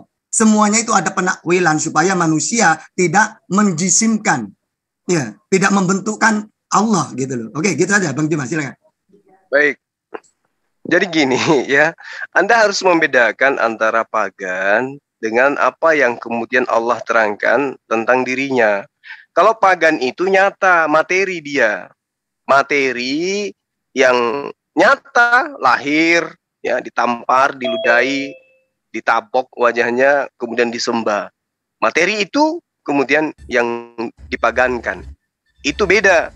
Nah, ketika kemudian Allah menerangkan di dalam Al-Quran, seperti yang dibacakan oleh Adinda Tahta, laisa kamitslihi syai', itu sudah bisa dipahami. Kalau Allah mengatakan jari-jari, baginda Rasulullah SAW mengatakan jari-jari Allah, kemudian beliau juga menerangkan tentang wajah Allah, kemudian beliau juga menerangkan tentang kaki, tangan, dan seterusnya. Ya seperti yang dimaknai oleh Rasulullah itu sendiri. Bahwa jari di sini seperti sabda Rasul Muhammad SAW dalam hadisnya, Allah membawa bumi di atas 1 jari. Ya, artinya jari ini Allah itu memiliki jari, Allah memiliki tangan, Allah memiliki kaki, tetapi sifatnya tidak seperti kita manusia. Bagaimana kemudian kita memaknai apa yang kita pakai berjalan itu namanya kaki, apa yang kita maknai, apa yang kita pakai memberi itu namanya tangan, apa yang kita maknai, apa yang kita gunakan itu melihat, itu kita namai dengan mata dan seterusnya. Itu mensifati daripada sifat Allah. Bukan berarti jari-jari, oh seperti jari-jarinya Bang Herdi. Mata, oh seperti matanya Bang Herdi. Tidak. Ya, jadi bukan kayak begitu.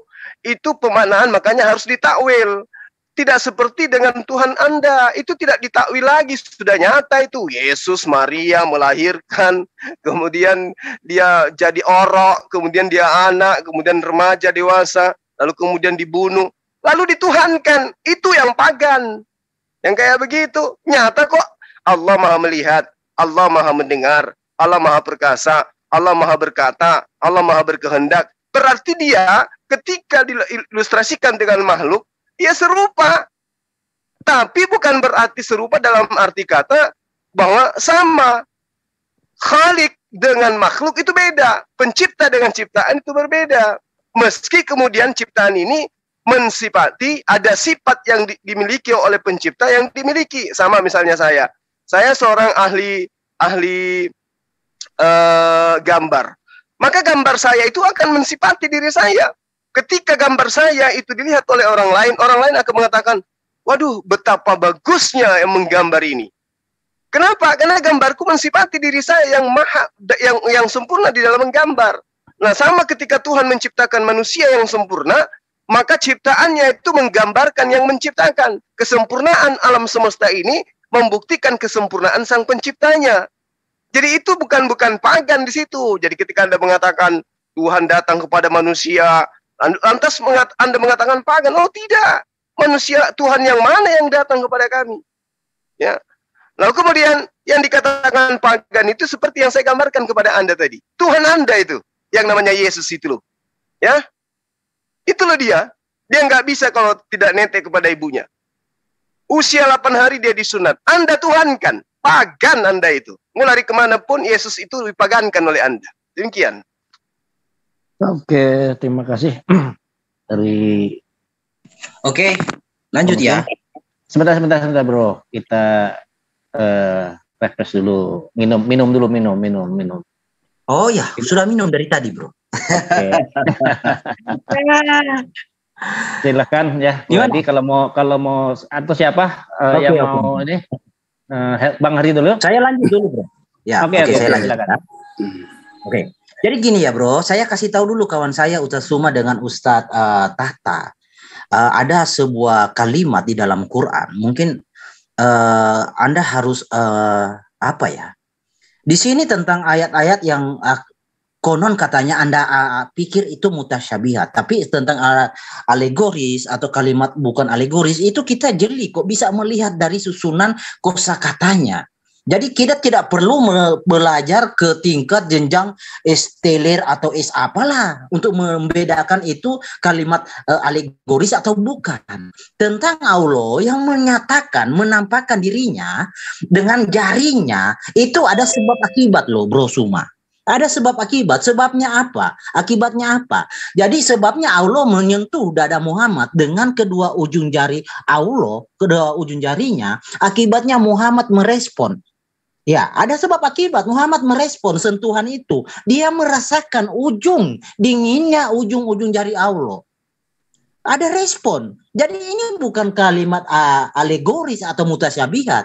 Sekalipun itu Muhammad atau mutasyabihat, Anda tidak ada wewenang untuk mentakwil.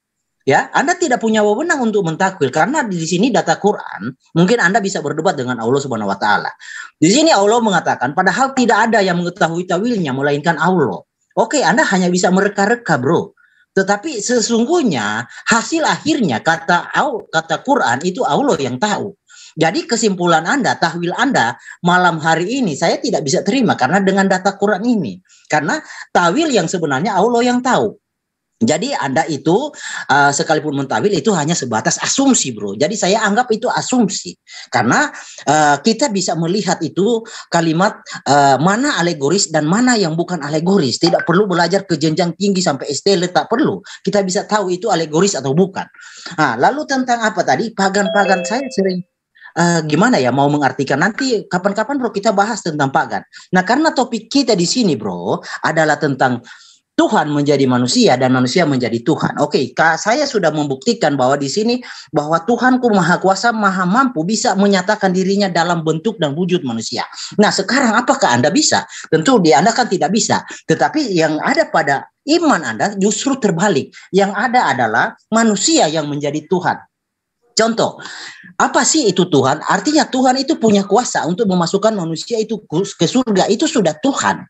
Contoh seperti Muhammad berkata, barang siapa yang taat kepadaku, menuruti perintahku, akan kujamin surga.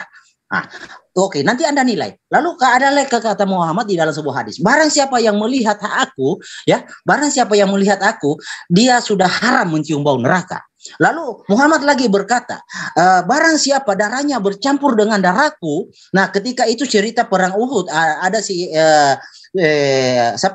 orang itu ketika Muhammad kan ditonjok itu giginya copot, gigi gerahangnya dan gigi depannya 2 itu kan copot. Nah, saya bawa datanya aja bro ya. Waktu saya masih panjang bro kalau saya buka data. Silakan Bang Herdi. Di pause ya sebentar bro, di pause sebentar ya. Saya agak makan Waktu di pos.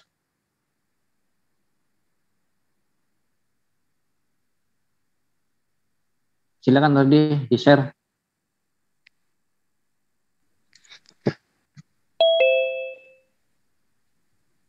Iya, bentar bro. Oke, saya bawa datanya ya.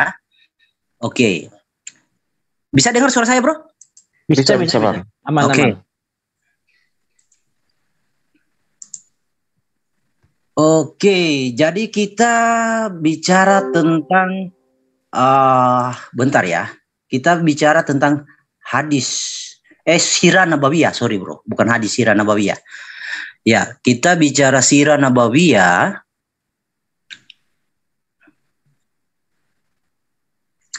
Ini Ibnu Sirah ya yang ini ya. Oke.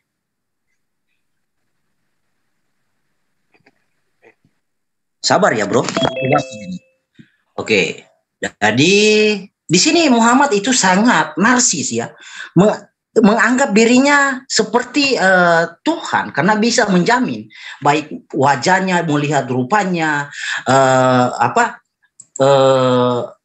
minum darahnya itu bisa dijamin. Orang minum darah Muhammad itu dijamin surga.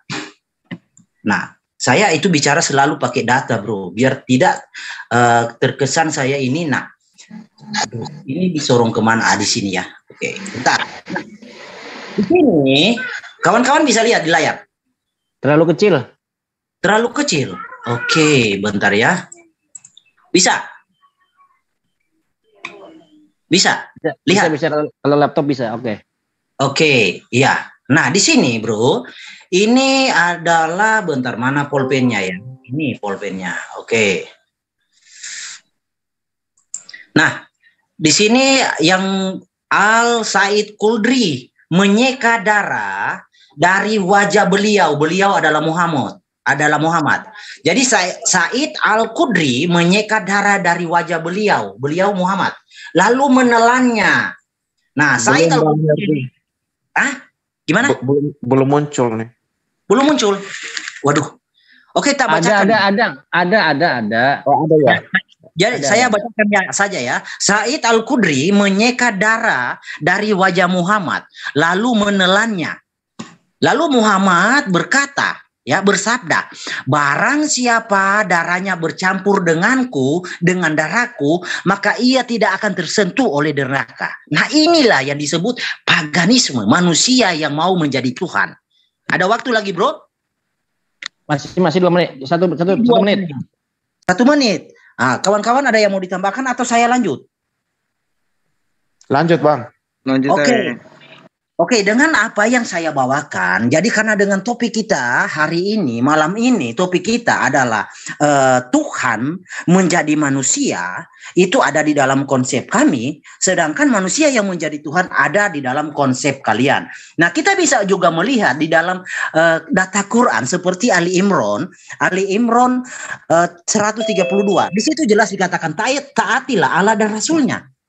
Nah, lalu di dalam An-Nisa 69, barang siapa mentaati Allah sama dengan mentaati Rasul. Barang siapa mendurhakai Allah, di dalam Al-Ahzab 36 itu mendurhakai Rasul. Lalu di dalam hadis Sahih Bukhari dikatakan di sana, Muhammad tegas berkata, barang siapa mentaatiku maka ia telah mentaati Allah. Nah, di satu sisi Allah mengatakan, kepadakulah hanya kalian takut. Nah, di satu sisi kalian ini takut juga kepada Muhammad. Nah, karena mumpung Allahnya tidak kelihatan, hanya Muhammad yang kelihatan, maka Muhammadlah yang menggantikan posisi Allah. Sebenarnya seperti itu, tapi Muhammadnya yang belum jujur. Ya, lalu begini ya. Oke, waktu habis. Masih ada. Izinin aku Bang Zuma sama Ustaz Tata menggambar framing nggak tahu malu dari Herdi ya. Izin ya Bang Zuma ya. Sedikit bentar aja, aku nggak lama. Gini, kadang-kadang lucu dengan orang ini yang mencoba memframing dengan data yang dia nggak paham dan coba dia simpulkan sendiri. Nggak apa-apa, harusnya dia bertanya kepada umat Islam bagaimana memahami ayat itu, dalil-dalil itu. Tapi nggak apa-apa, saya akan coba untuk mengembalikan cara dia memframing kita umat Islam dengan menuduh paganisme terhadap Islam yang jelas-jelas itu tidak sama sekali ada pada Islam. Justru di kitabnya orang narsis yang sangat jelas-jelas mengaku setara dengan Tuhan itu ada. Mari kita lihat, bahkan itu Tuhannya, katanya Tuhannya yang jadi manusia itu sendiri sudah katakan ya. Jangan, di dalam Matius pasal ke-23 ayat ke-9, dan janganlah kamu menyebut siapapun Bapa di bumi ini, karena hanya satu Bapamu, yaitu Dia yang di surga. Ingat ya, yang dituhankan si Herdi sendiri udah bilang, kalian jangan bilang ada Bapak lain ya di dunia ini, cuma satu Bapak kalian, yaitu siapa? Yang di surga. Tiba-tiba ada orang ngaku-ngaku ketemu Yesus di padang gurun mau ke Damsik, itu ngaku Bapak. Di dalam 1 Korintus pasal ke-4 nomor 15, sebab sekalipun kamu mempunyai beribu-ribu pendidik dalam Kristus, kamu tidak mempunyai banyak bapa, karena akulah yang dalam Kristus Yesus telah menjadi bapamu oleh Injil yang kuberitakan kepadamu. Dan lanjut di ayat seterusnya, sebab itu aku menasihatkan kamu, turutilah teladanku. Teladanku itu kupret, membunuh orang, jadi ular beludak, orang Farisi ahli Taurat yang selama ini dikutuk Yesus itu mau dijadikan teladan.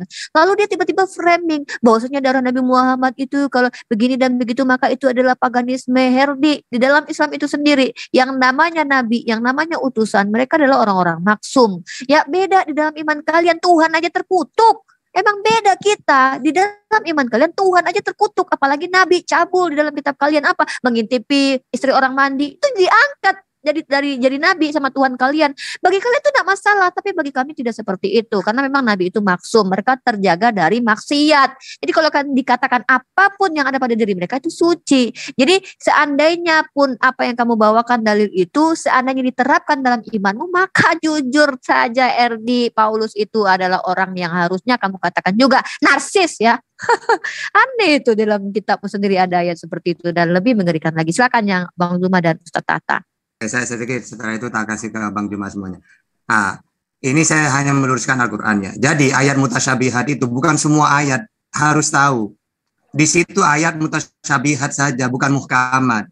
Jadi wa ma ya'lamu ta'wilahu illallah. Yang tahu itu takwil cuma Allah. Apa saja? Ayat mutasyabihat seperti apa? Ayat muqatta'ah seperti alif lam mim, alif lam ra, ta sin mim, kaf ya ain shad. Itu maksudnya mutasyabihat di situ. Kalau hal itu berarti wa ma ya'lamu ta'wilahu illallah. Tidak ada yang tahu selain Allah. Bukan seperti yang tadi kamu jelaskan. Makanya kalau udah paham Quran ya enak saya ya menjelaskan. Dua, tentang sejarah sirah nabawiyah.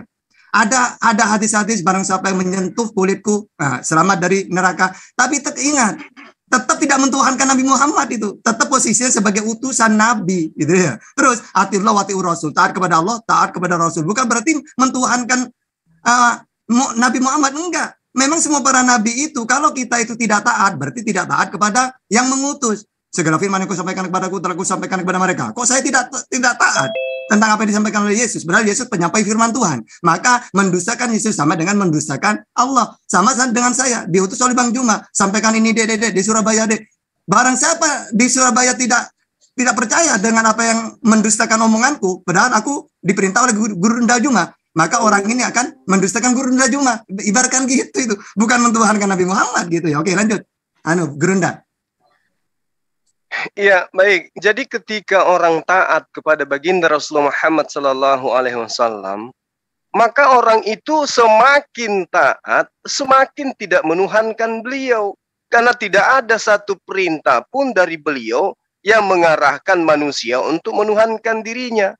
Semakin taat orang kepada baginda Rasulullah Muhammad SAW, maka semakin mentauhidkan Allah. Karena 100% perintah daripada baginda Rasulullah Muhammad SAW tentang penyembahan hanya dikhususkan kepada Allah, bukan kepada dirinya. Jadi perintah Rasulullah harus ditaati supaya kita menyembah kepada Allah. Sama seperti Yesus. Yohanes 14 sampai 1 perikop itu menjelaskan, kalau kamu mentaati aku sama kau mentaati Allah. Kau menerima perintahku sama kau menerima perintah Allah. Kau mendengarkan apa yang kukatakan sama kau mendengarkan apa yang dikatakan oleh yang mengutus aku. Jadi atiullah wa atiur rasul. Taat kepada Yesus pasti tidak menuhankan Yesus. Karena kalian tidak taat kepada Yesus, taatnya kepada Bapak bernama Paulus, makanya kalian melakukan keinginan sang Bapak Paulus. Sampai kalian menuhankan manusia. Nah, terkait dengan apa yang Anda sebutkan, bahwa jari-jari Allah menyentuh dada Rasul Muhammad sallallahu alaihi wasallam. Perlu Anda pahami, kalau Anda membawa hadits, ya sekalian aja Anda buka kitab Bukhari Muslim.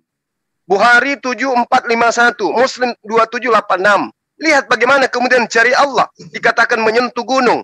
Satu jari menyentuh pepohonan. Satu jari menyentuh ujung jari beliau Allah itu menyentuh bumi. Satu ujung jari juga menyentuh pada langit. Sekalian aja demikian. Lalu kemudian Rasulullah Muhammad SAW ketika ditanyai oleh seorang rabi dari Yahudi, apa yang dikatakan? Rasulullah membacakan Al-Quran surah Az-Zumar, ya, ayat 67.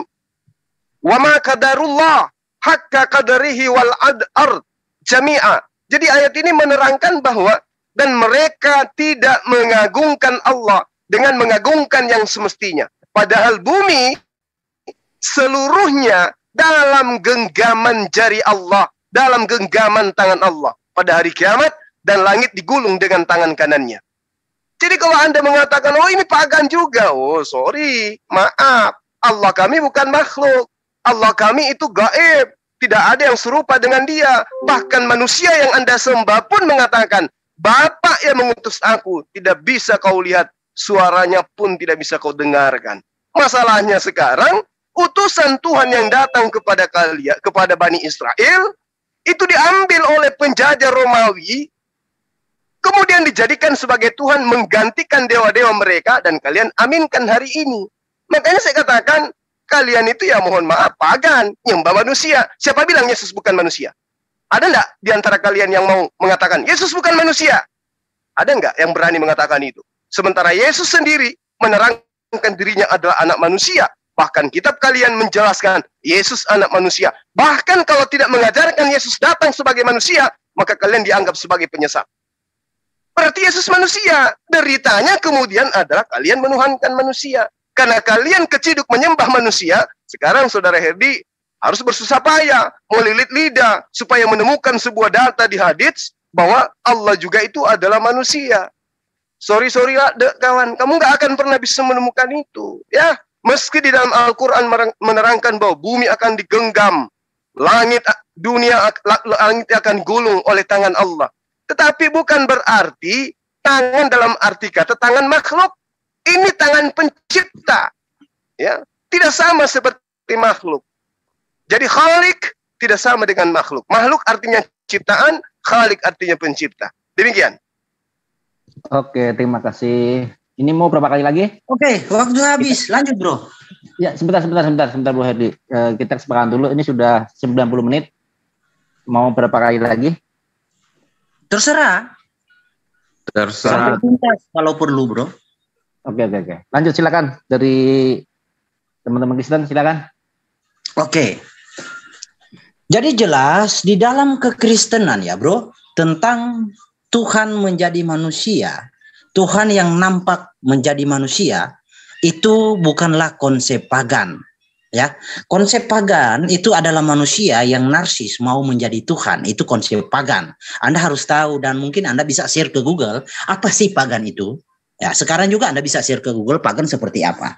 Dan konsepnya pagan sudah pasti Tuhannya itu tidak bisa dibuktikan atau boleh dikata mitos. Ya, itu konsep pagan. Tuhannya hanya sebatas narasi. Kayak Lia Eden ya. Lia Eden mengatakan, oh saya punya Tuhan. Semalam Tuhanku berbicara kepadaku begini begono. Ya kayak begitu.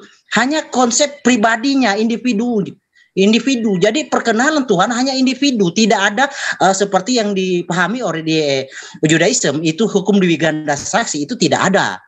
Bahkan Quran itu juga mengenal hal itu, tetapi ya sudahlah, itu bukan poin kita. Tetapi poinnya di sini adalah tentang Tuhan menjadi manusia atau manusia yang menjadi Tuhan. Nah, sebenarnya Anda memilih topik ini memposisikan Anda pada manusia yang menjadi Tuhan. Tadi soal Muhammad itu menjamin, orang yang melihat Muhammad itu dijamin surga, orang yang minum darah Muhammad ini kayak vampir, Bro, itu juga dijamin surga. Nah, ini bukan tentang ketaatan. Ya, bukan tentang respon Anda kepada Muhammad, bukan tentang itu.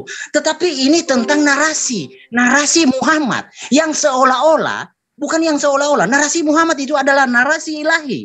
Ingat, Putin ngomong kayak begini kan, ya, kiamat itu urusan Tuhan. Tetapi kalau Eropa mau kiamat itu urusan saya. Nah kayak begitu bro.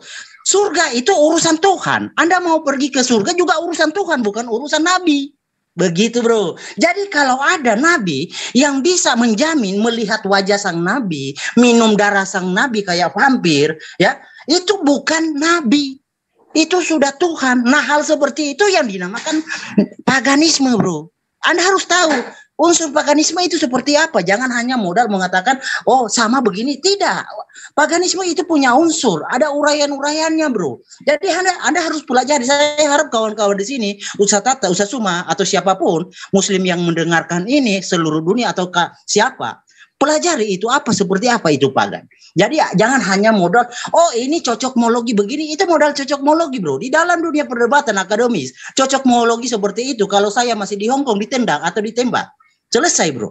Nah tapi oke lah, kita ada di Indonesia bro. Jadi bisa memaklumi narasi-narasi yang oke lah kurang piknik atau apalah, saya tidak mengerti bro. Tapi bahasanya mungkin agak sedikit apa ya. Tapi pahamilah, ini bukan untuk menyudutkan Anda, tapi untuk membuka kebekuan Anda. Karena memang kadang kebekuan itu butuh hardik, harus ada hardikan biar kebekuan itu mencair. Karena kadang kebekuan itu kalau tidak dihentakkan, tidak dihardik, itu nggak akan mencair. Jadi sorry, saya sedikit menghardik ini supaya Anda bisa cair kebekuan Anda. Jadi oke, kita lanjut lagi kepada apakah Muhammad itu punya talenta atau punya narasi seperti yang kita maknai dalam sifat Tuhan. Oke, Anda nilai sendiri.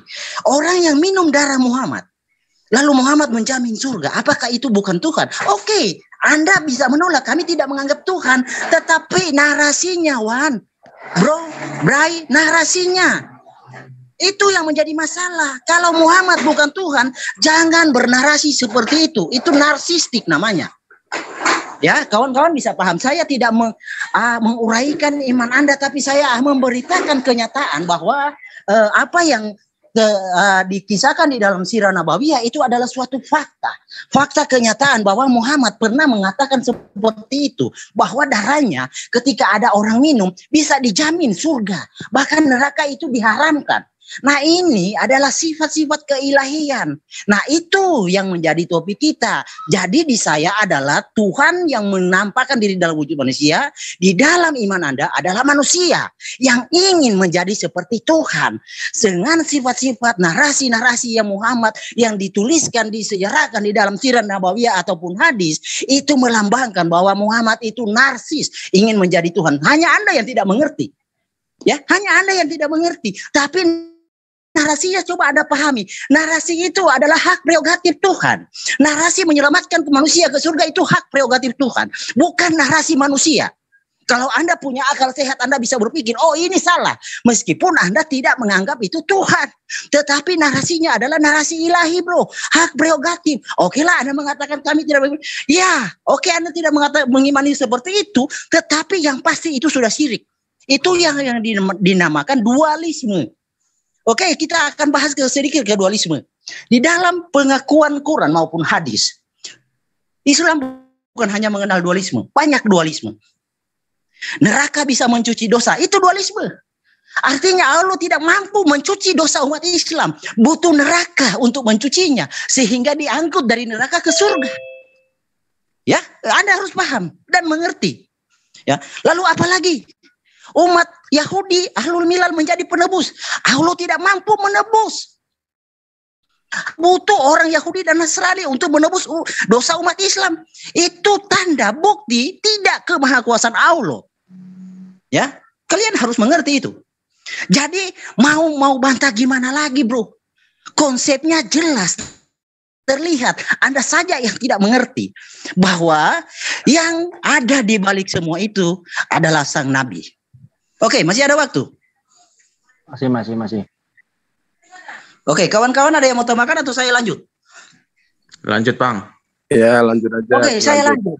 Seperti di dalam hadis Sahih Bukhari 5993 dikatakan di sana, Nabi berkata, barang siapa dapat menjamin bagiku sesuatu yang berada di antara jenggotnya atau mulut dan di antara kedua kakinya atau kemaluan, maka aku menjamin baginya surga.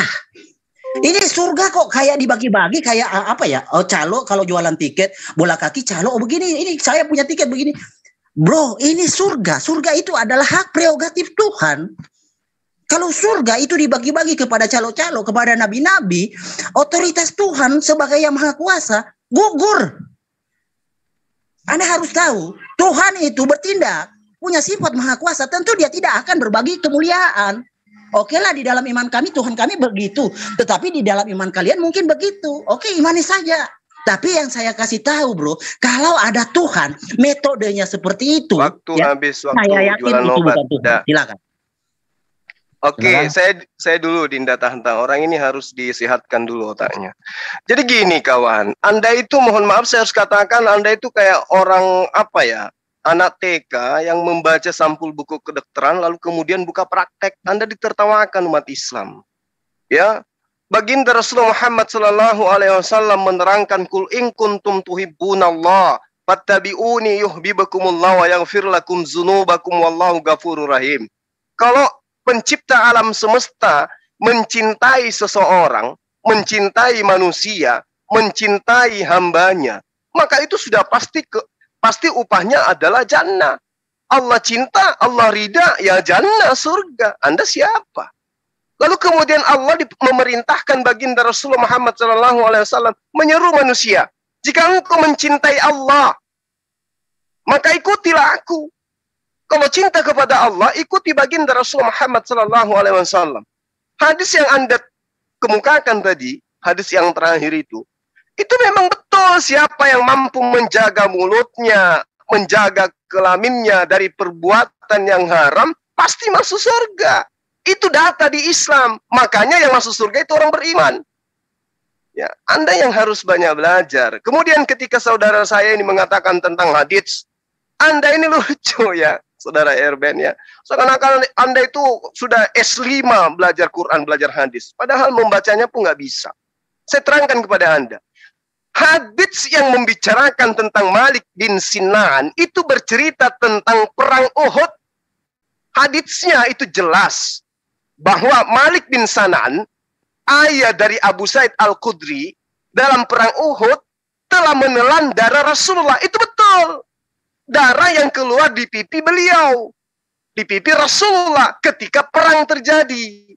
Lalu kemudian, ya, Malik bin Sinan ini mengambil darah yang menetes di pipi Rasulullah. Sampai kemudian beliau menelannya. Apa yang dikatakan oleh Rasulullah pada saat kejadian itu? Apa yang dikatakan? Anda tahu nggak? Anda nggak tahu. Yang Anda tahu, ingin menggiring kami ini juga penyembah Rasulullah. Nabi bersabda kepada Malik, ludahkan itu, keluarkan dari mulutmu, muntahkan itu. Itu kata Rasulullah. Tapi apa kata Malik? Ya, beliau menjawab, demi Allah, aku tidak akan meludahkannya. Kemudian Malik ini berbalik kembali ke medan perang. Lalu berkata Rasulullah, barang siapa ingin melihat seseorang dari penduduk surga, hendaklah ia melihat orang ini. Lalu apa yang terjadi terhadap Malik? Beliau mati syahid dalam perang. Masuk surga dia. Ya, jadi Anda jangan memframing mengatakan minum darah Rasulullah adalah jannah. Anda itu belajar di mana? Jadi jangan permalukan diri Anda lah membawa-bawa hadis tapi Anda nggak ngerti asbabul wurudnya seperti apa, hadisnya kayak mana. Anda bawa sirah nabawiyah tapi ilmunya nggak ada. Ya, kalau kemudian Anda ingin mendudukkan data yang sama, kami mengatakan bahwa justru harusnya kalian itu sadar yang kalian sembah sebenarnya selama ini itu adalah Paulus. Kenapa saya katakan demikian? Yang dikatakan penyembahan itu bukan hanya karena sujud di hadapan sang Tuhan, tetapi mengikuti segala instruksinya. Kalau Anda mengatakan mengikuti segala instruksi daripada baginda Rasul Muhammad SAW sama dengan menyembah beliau, maka saya katakan kepada Anda, tidak hanya mengikuti instruksi Paulus, tetapi justru mengaminkan segala apa yang Paulus ajarkan. Itu yang perlu Anda pahami. Yesus mengajarkan apa? Anda mengimani apa sekarang? Anda menuhankan Yesus, itu ajaran siapa? Ayo. Itu ajaran sang Bapa. Bapa yang dinubuatkan Yesus di dalam Yohanes 8 nomor 44. Iblis yang menjadi bapamu dan kamu mau melakukan keinginan-keinginan bapamu. Atas keinginan siapa Anda menjadi Kristen hari ini? Atas keinginan siapa Anda menyembah Yesus hari ini? Anda bisa jawab. Itulah yang disebut pagan. Anda menyembah sosok manusia disebabkan karena ada manusia lain yang menginginkan Anda melakukan itu. Siapa dia? Paulus. Ya, dikatakan begini, Markus 9 nomor 37. Barang siapa menyambut seorang anak seperti dalam namaku, ia menyambut aku. Dan barang siapa menyambut aku, bukan aku yang disambutnya, tetapi dia mengutus aku. Kata siapa? Kata Yesus. Paulus nggak mau kalah. 1 Korintus 15 nomor 8. Yang paling akhir dari semua ini adalah menampakkan diriku kepadamu, sama seperti anak yang lahir sebelum waktunya. Paulus mengatakan itu apa? Untuk menyamai Yesus. Kalau saja Paulus tidak keburu dihukum pancung pada masa itu, maka tentulah Paulus juga mengaku sebagai anak Allah. Karena ia dipilih semenjak dari kandungan ibunya, berdasarkan Galatia 1 nomor 15. Ya, sayangnya Paulus itu tidak kesampaian cita-citanya. Baru mengakui dirinya sebagai teman sekerja saja, di dalam 1 Korintus 3 nomor 9, ia keburu dipancung. Itu yang perlu Anda pahami. Jadi ketika Anda mengatakan Rasul Muhammad SAW itu syaratnya masuk surga minum darahnya, wow, Anda belajar di mana? Ya, Anda sunat dulu, Bang Herdi. Silakan, Adinda Tahta. Oke, jadi gini ya. Ketika saya debat dengan Kristen memakai Al-Quran atau hadis atau apapun, malah saya senang. Karena lucu gitu ya. Oke, saya bongkar dulu semuanya ya. Jadi sekarang Herdi paham bahwa pagan itu ibaratkan mitos. Berarti dewa menjelma jadi manusia, mitos. Terus Tuhan samawi, Tuhannya para nabi, menjelma jadi Yesus. Itu mitos. Karena Yesus sendiri punya Tuhan gitu. Dan Tuhannya Yesus, kamu tidak bisa melihatnya, mendengar suara pun tidak bisa. Nah, ini tidak mitos ini. Sama dengan Islam. Kamu punya Tuhan? Iya, Allah. Seperti apa? Laisa kami sini sayun. Sama seperti ucapan Yesus. Bukan mitos itu. Ya. Terus yang kedua, talenta, punya keilahian. Jadi Muhammad itu Tuhan. Loh, yang mempunyai sifat seperti itu orang Kristen. Cuma gara-gara punya talenta dituhankan. Cuma gara-gara bermukjizat, lahir tanpa ayah dituhankan. Kami walaupun Nabi Muhammad istimewa seperti apapun, tetap posisinya sebagai utusan, bukan musyrik. Gitu ya. Jadi apa? Semuanya salah gitu ya. Yang punya talenta dituhankan itu orang-orang pagan. Kami seperti apapun Rasulullah, mau darah, mau apa, kok seperti Tuhan. Loh, kami tidak mentuhankan gitu ya. Jadi yang mempunyai seperti itu orang-orang pagan, cuma dipandang hebat, ya bisa menghidupkan orang mati, dituhankan. Karena apa? Punya talenta kayak gitu ya. Nah, maka kalau kami enggak gitu ya. Terus tadi neraka mencuci, itu hukuman sama dengan orang melanggar, ya dihukum. Setelah dihukum 10 tahun selesai, ya bebas masuk surga. Jadi dicuci di situ, mempertanggungjawabkan apa yang dilakukan di dunia, gitu ya. Yahudi Nasrani itu potensi, bukan berarti butuh menebus dengan orang Yahudi Nasrani. Aduh, habis sudah. Yuk. Nggak apa-apa, nggak apa-apa. Tambah dikit lagi nggak apa-apa. Ya, satu. Jadi aku tahu hadis yang dimaksud Allah butuh Nasrani dan Yahudi untuk menebus. Bukan gitu maksudnya. Di hadis itu maksudnya gini, orang Islam, orang Nasrani, orang Yahudi punya potensi masuk surga. Tapi karena Yahudi Nasrani itu tidak mau, sehingga direbut oleh orang yang mau, yaitu Islam ini. Bukan berarti Yahudi dan Nasrani itu menebus dosa kami. Bukan gitu. Tapi semua manusia punya potensi masuk surga. Asalkan dia sesuai dengan ajarannya Allah melalui para nabi. Gitu itu maksudnya hadis itu ya. Oke, udah selesai. Oke. Sudah selesai. Lanjut bro. Yang bentar dulu bro. Kasih dikit-dikit tenggang-tenggang gitu dikit. Mumpung saya ingat, jangan saya lupa bro. Boleh? Oke. Siap. Oke, lanjut. Sorry. Oke. Jadi kita refresh dulu suasana ini, kita coolkan sedikit dengan data ya. Saya bawa data ya untuk mencairkan suasana yang agak hot ya. Di dalam hadis Sunan Ibnu Majah, buat mungkin Bro Suma agak tensi sedikit. Ibnu Majah 4176. Oke, bunyinya ya, barang siapa mampu menahan amarahnya, sedangkan ia mampu melampiaskannya, maka Allah akan memanggilnya di hadapan seluruh makhluk pada kiamat hingga dia memberinya kebebasan memilih bidadari yang ia suka. Jadi bro harus sabar, karena orang sabar itu nanti di akhir zaman nanti Allah akan memberi kebebasan untuk memilih bidadari yang Anda suka. Bro Suma, Bro Tata atau kawan-kawan muslim yang lain harus sabar menahan emosi, karena upah dari menahan emosi adalah kebebasan memilih bidadari. Oke, kita lanjut kepada topik kita. Di dalam iman kami sudah saya jelaskan banyak lebar bahwa dia yang dulu tidak kelihatan menjadi kelihatan adalah Tuhan yang menjadi manusia. Nah, sekarang kita akan membahas tentang manusia yang menjadi Tuhan. Bro, yang saya permasalahkan dari tadi bukan reaksi Anda kepada Muhammad. Bukan itu masalah saya. Bukan itu yang saya permasalahkan. Tapi yang saya permasalahkan adalah narasi Muhammad atas diri Anda. Jadi jangan dibalik ya. Saya tidak mempermasalahkan Anda menganggap Muhammad Tuhan kah, Muhammad Nabi kah, Muhammad apakah. Tidak, terserah.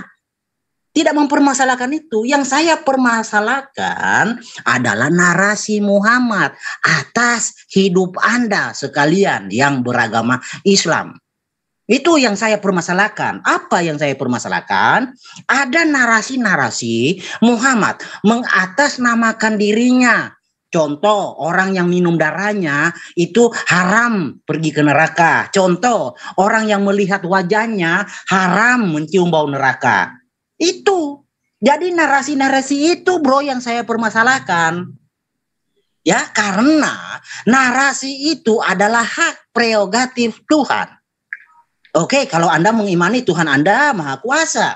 Kalau Tuhan Anda berbagi kekuasaan kepada batu Hajar Aswad yang bisa menghapus dosa, kepada Muhammad yang bisa menjamin surga, kepada neraka yang bisa mencuci dosa, kepada Nasrani, Yahudi, Ahlul Milal yang bisa menebus dosa ke umat Islam. Itu hak Anda. Tapi ketahuilah Tuhan yang Maha Kuasa tentu tidak akan berbagi kekuasaan apalagi hal-hal yang demikian. Itu menyentuh hak prerogatif Tuhan. Kalau Anda mempelajari hak prerogatif Tuhan, Tuhan tidak akan mewakili hak-hak itu kepada siapapun. Jadi kalau ada Tuhan yang mewakili hak prerogatif itu, tercoreng namanya yang Maha Kuasa. Jadi bisa disimpulkan dia itu tidak Maha Kuasa. Kan butuh si ini untuk kayak presiden lah. Presiden butuh ajudan. Oh ini menteri perumahan, menteri PUPR. Karena presiden tidak mampu menghandle sendiri. Jadi dia butuh orang-orang di sekitarnya. Butuh ajudan-ajudan untuk membantu dia. Nah kayak begitu bro. Jadi pemahaman ini, apa yang saya permasalahkan bro, bukan tentang respek Anda, bukan tentang sikap Anda kepada Muhammad. Bukan itu yang saya masalahkan. Tetapi narasi Muhammad. Itu yang saya permasalahkan. Harus digarisbawahi. Narasi Muhammad kepada Anda, kepada jiwa Anda. Ya, Muhammad mampu menjamin jiwa Anda ke dalam surga. Hanya dengan melihat rupanya, minum darahnya, mengakui namanya, syahadat, menyertakan namanya dalam syahadat itu.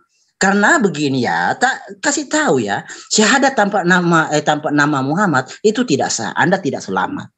Karena syarat seorang selamat itu syahadat disertakan nama Muhammad. Jadi Muhammad di situ punya andil. Anda di sini tidak mengerti, ya.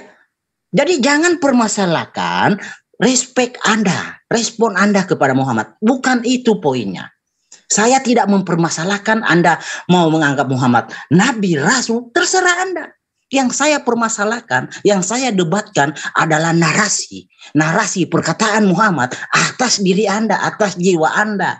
Muhammad mampu menjamin Anda selamat dengan melihat mukanya, minum darahnya. Itu narasi ilahi, bro. Itu narasi ilahi. Nah kalau Anda mengatakan itu begini begono, itu alasan bro. Sifat-sifat ilahi memang Anda bisa jabarkan. Coba Anda jabarkan. Jadi kalau Muhammad sudah bisa mampu menjamin seseorang masuk surga, sedang dia sendiri tidak mampu menjamin dirinya, dia sendiri tidak tahu ke dirinya akan kemana, ini itu kekeliruan bro. Ya kalau orang India bilang itu aca-aca nehi-nehi, nggak tahu kan mau ngomong apa, ya jadi saling tabrakan. Di satu sisi mau menjamin Anda masuk ke surga, di satu sisi dia tidak tahu mau kemana. Nah kan bingung, ini semacam kekonyolan bro. Ya, jadi kita dewasa lah dalam berpikir. Jangan, itu yang saya bukakan di awal kan bro, jangan emosi. Karena orang yang menahan emosi akan diberi hak, akan diberi kuasa untuk memilih bidadari di surga. Jadi saya harap kawan-kawan kita berdiskusi dengan santun. Oke, kalau intonasi saya meninggi bro, itu bukan karena saya marah, tidak. Karena memang orang timur begitu, intonasinya tinggi. Ya, jadi bukan karena saya marah, enggak. Buat apa saya marah, kan rugi saya marah. Justru kita kalau marah sama-sama orang timur, Herdi. Santai bro, gak usah framing kau. Oke. Oh, waktunya masih ada. Masih 1 menit Oke, lagi. jadi saya harap Anda jangan salah mengkanter ya. Jadi masalah saya di sini bukan respon Anda kepada Muhammad, bukan. Tetapi narasi Muhammad atas hidup Anda itu yang saya komplain, itu yang saya debatkan. Ya, jadi kata-kata Muhammad atas hidup Anda itu yang saya debatkan. Karena kata-kata Muhammad itu adalah kata-kata ilahi. Kalau Anda mengerti apa itu kata-kata ilahi, nanti kalau Anda tidak mengerti, nanti saya ajari sedikit, bro. Kalau Anda mengerti ya silakan Anda pakai akal sehat. Mungkin nggak orang yang tidak mampu menyelamatkan dirinya lalu mau menyelamatkan orang lain, ya kan? Ya, kalau Tuhan kami jelas, bro. Ya, dia juru selamat. Dia juru selamat. Juru selamat artinya dia mampu menyelamatkan. Ya, kalau Muhammad menyatakan juru selamat, menyelamatkan dirinya tidak bisa. Bapak mau menyelamatkan kalian. Oke? Waktu habis. Boleh ditambah, bro. Berapa menit saya tambah? Cukup, Pak. Cukup. Oke, lanjut. Silakan Tata atau Cuma untuk menanggapi. Kayaknya tambah tajam ini. Lanjut. Ya. Jadi Saudara Herdi, ya, Anda kelihatannya berasa di atas angin, tapi Anda itu tidak tahu ilmu apa-apa. Anda hanya berasumsi. Saya bacakan ayat di dalam Al-Quran, ya, kawan ya. Bismillahirrahmanirrahim. Fala tuti'il kafirina wajahidhum bi jihadan kabira. Maka janganlah engkau taati orang-orang kafir karena mereka itu tidak pernah beriman. Jadi kalau apa yang Anda katakan malam ini saya harus bantah. Saya tidak mau taat terhadap kekonyolan Anda yang buta terhadap agama saya. Dan berjuanglah terhadap mereka dengan Al-Quran. Jadi saya bantah Anda dengan Al-Quran. Dengan semangat perjuangan yang besar. Jadi saya tidak sedang emosi. Saya lagi sedang semangat-semangatnya berjuang untuk mengematahkan argumen orang-orang kafir yang tidak tahu Quran. Pahami itu, ya. Lalu kemudian ketika Anda mengatakan Rasul Muhammad SAW itu tidak kemudian tahu bahwa dia itu mau kemana. Dalil mana yang Anda gunakan? Anda nggak ngerti asbabun nuzul dari ayat itu. Bagaimana kemudian Rasul Muhammad SAW itu menyerahkan kepada Allah setiap urusan. Karena itulah kemudian sehebat apapun beliau di matamu, kami tidak bergeming, kami enggak kemudian tertipu untuk menuhankan beliau. Meski Anda mengatakan bahwa beliau itu sudah sama dengan Tuhan. Justru kami harus bangga Anda mengatakan demikian. Ternyata Nabi kami itu menjamin kami masuk surga. Coba. Tapi kami tetap aja tidak menuhankan dia. Kalau kemudian Anda mengatakan bahwa Anda mau mengajarkan kami kata-kata ilahi. Aduh kawan, hanya karena kamu hidup di tengah-tengah mayoritas umat Islam yang berasal di mana kata ilahi berasal sampai kamu ngajarin kami. Ya, Bibelmu itu yang mengambil kata ilahi dari kami. Bukan kamu yang mau ajari kami kata ilahi. Yang ada itu ajar kata Theos harusnya. Dan perlu kamu pahami, Saudara Herdi, di dalam kitabmu itu diterangkan manusia diupah sesuai dengan perbuatannya. Jadi manusia itu masuk ke neraka sesuai dengan apa yang menjadi pekerjaan mereka ketika dia di atas muka bumi. Lagi-lagi baginda Rasulullah Muhammad SAW itu masuk kemudian memberikan syafaat kepada kami agar kami umatnya itu masuk ke dalam jannah. Jadi kalau Anda mengatakan bahwa baginda Rasulullah Muhammad SAW itu tidak mengetahui keselamatan dirinya, justru dia dijamin Firdaus oleh Allah. Dia dijamin surga. Bahkan sahabat-sahabatnya pun dijamin. Bahkan daftar nama-namanya sahabat-sahabatnya yang dijamin beliau masuk surga itu ada. Artinya bahwa Allah sudah menerangkan seperti data yang saya sebutkan tadi kepada Anda. Ya, bahwa siapa yang kemudian mencintai Allah, maka dia harus mengikuti baginda Rasulullah Muhammad SAW. Qul in kuntum tuhibbunallah. Jadi beliau harus diikutin. Diikutin kayak mana? Bukan disembah. Sama seperti Yesus. Dia minta Bani Israel mengikuti dia.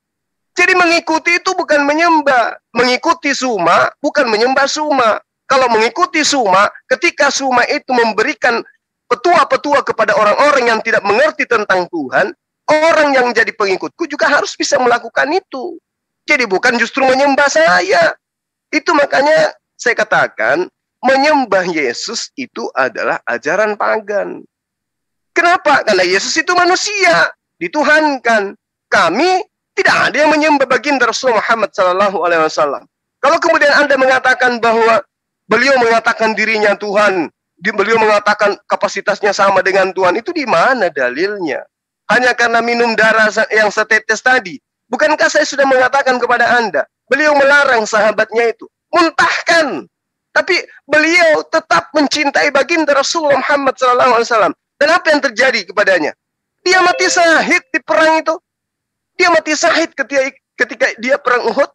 Berarti betul, meskipun dia tidak minum darah dari Rasulullah Muhammad SAW, tetap aja dia masuk ke surga. Karena dia mati syahid. Mati dalam perang memperjuangkan agama Allah.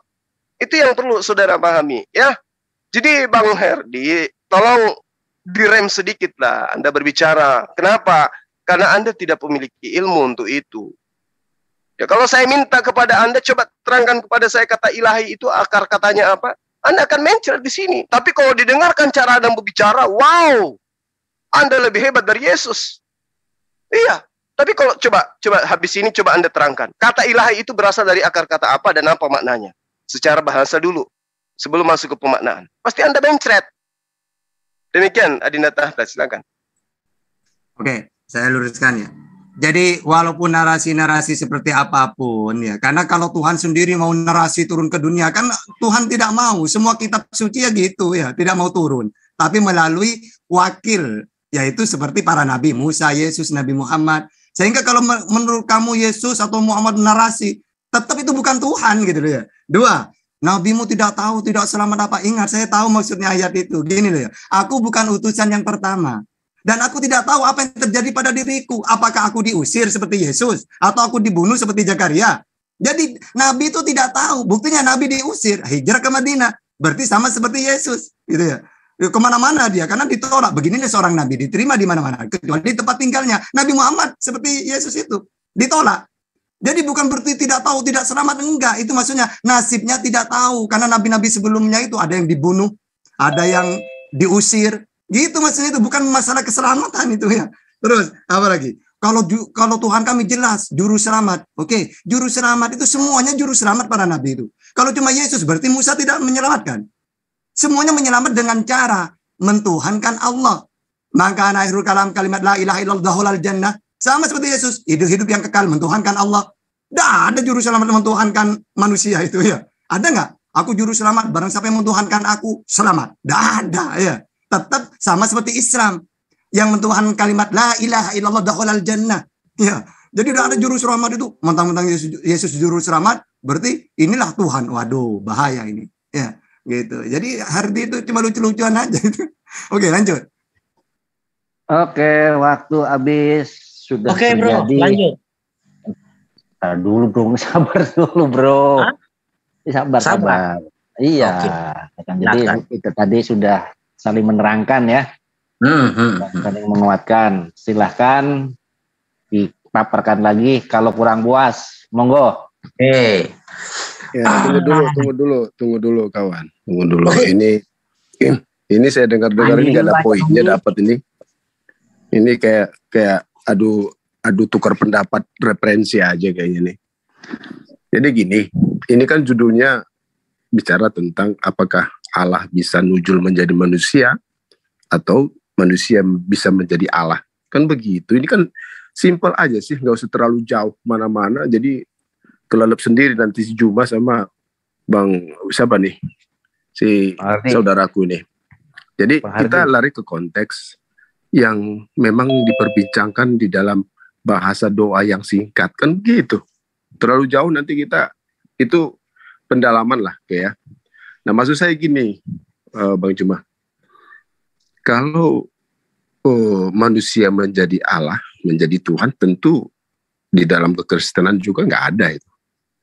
Ya kan? Tetapi kalau Allah menjadi rupa manusia, ya tentu itu diimani itu Bang Juma. Oke. Nah, kalau kita bicara tentang di dalam Al-Quran.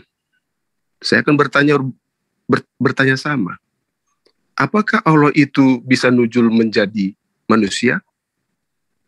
Kan itu balikan judul ini. Nah, ini yang perlu Bang Juma konsentrasikan. Begitu juga saudaraku siapa tadi yang sudah memaparkan tentang hadis segala macam kan. Nah, bahasa yang singkat ini biar kita bisa ringan bahwa Tuhan itu adalah cahaya, ya kan, bagi kita di dalam iman.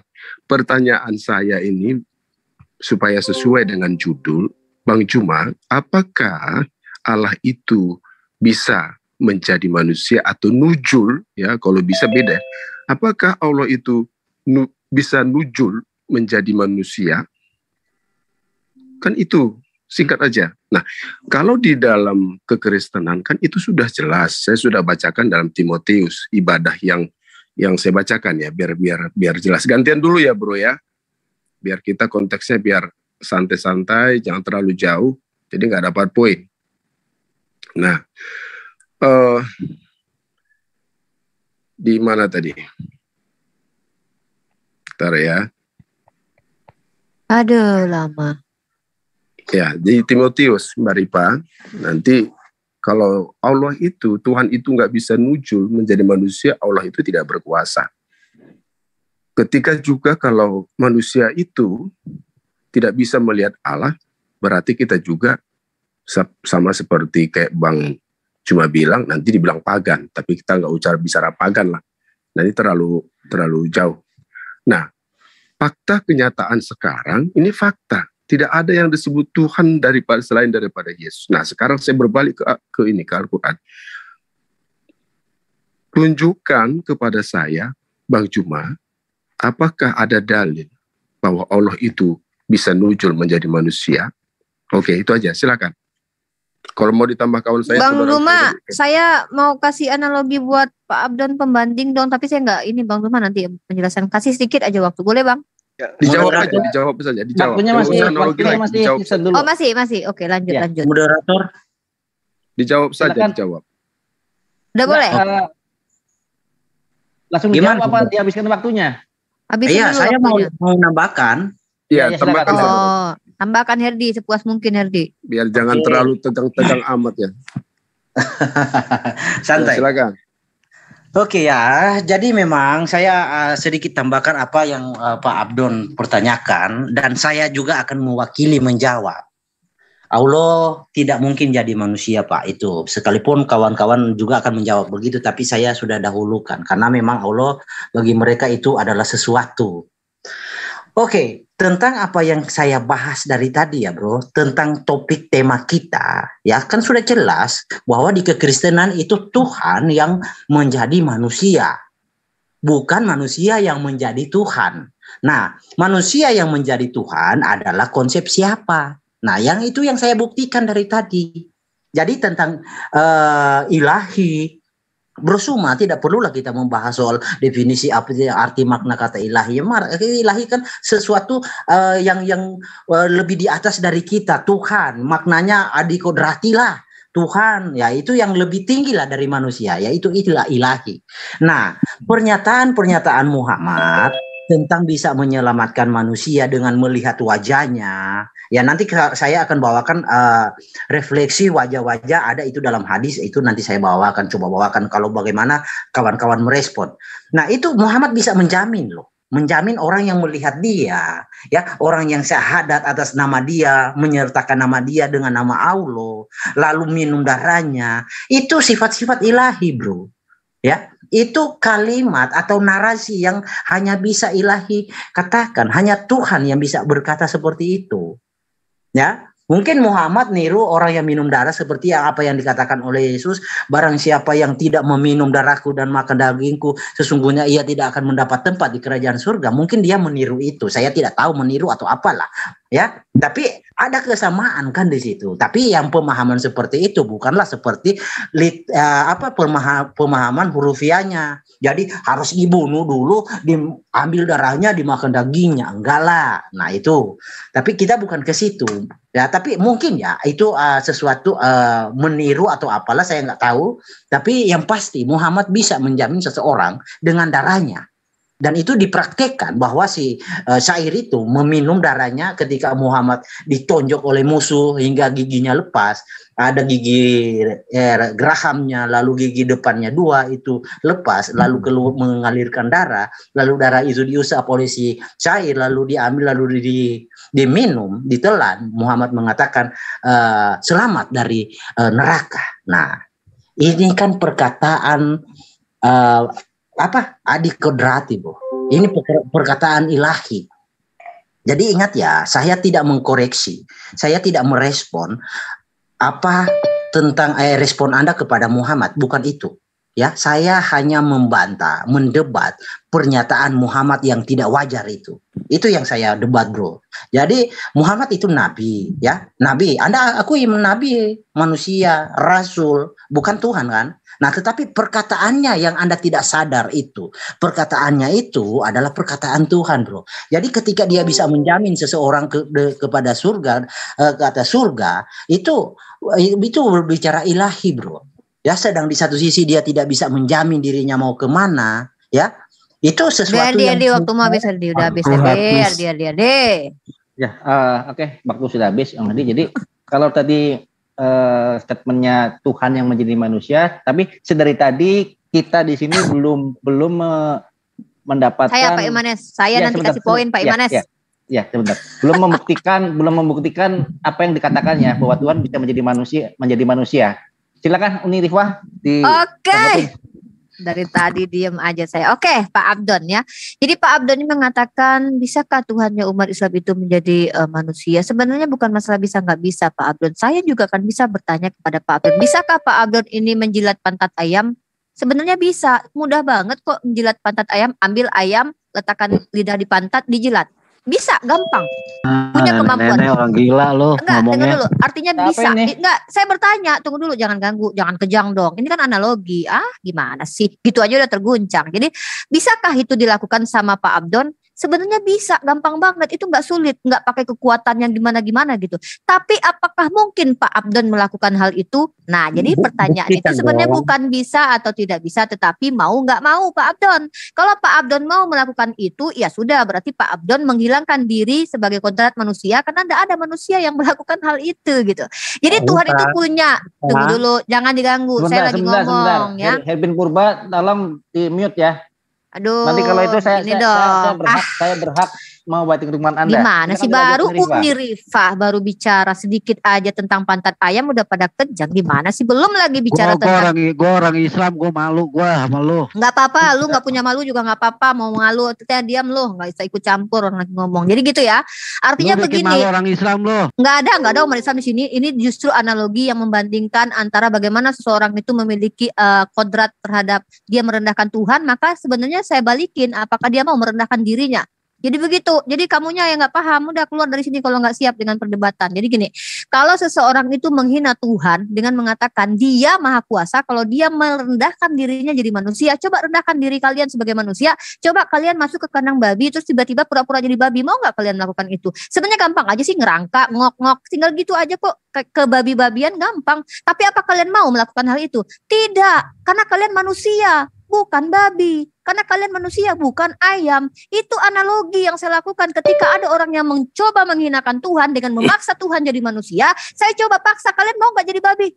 Gitu ya. Nah kemudian selanjutnya, kalau ada orang yang mengatakan Tuhan tidak mampu atau tidak berkuasa karena dia tidak mau, tidak berubah jadi manusia, ini orang ini memaksakan Tuhan harus sesuai dengan apa yang ada di otaknya. Gitu ya. Nah, jadi Pak Abdon pertanyaannya itu bukan mampu atau tidak mampu, karena Tuhan itu maha mampu, tapi dia tidak perlu Pak Abdon merendahkan dirinya, menghinakan dirinya, karena dia sendiri menetapkan dirinya. Pertama, dia maha agung. Lalu dalilnya, sekarang saya pakai dalil nih, tadi pakai analogi, sekarang saya pakai dalil ya. Itu yang tadi itu jangan ngaku-ngaku Islam lah ya. Nah kemudian pakai dalil. Di dalam kitab Anda, Tuhan Anda, yang Anda imani sebagai Tuhan Anda, tapi Tuhannya Bani Israel ya. Di dalam kitab Bilangan pasal ke-23 ayat 19 dikatakan, Allah bukanlah manusia.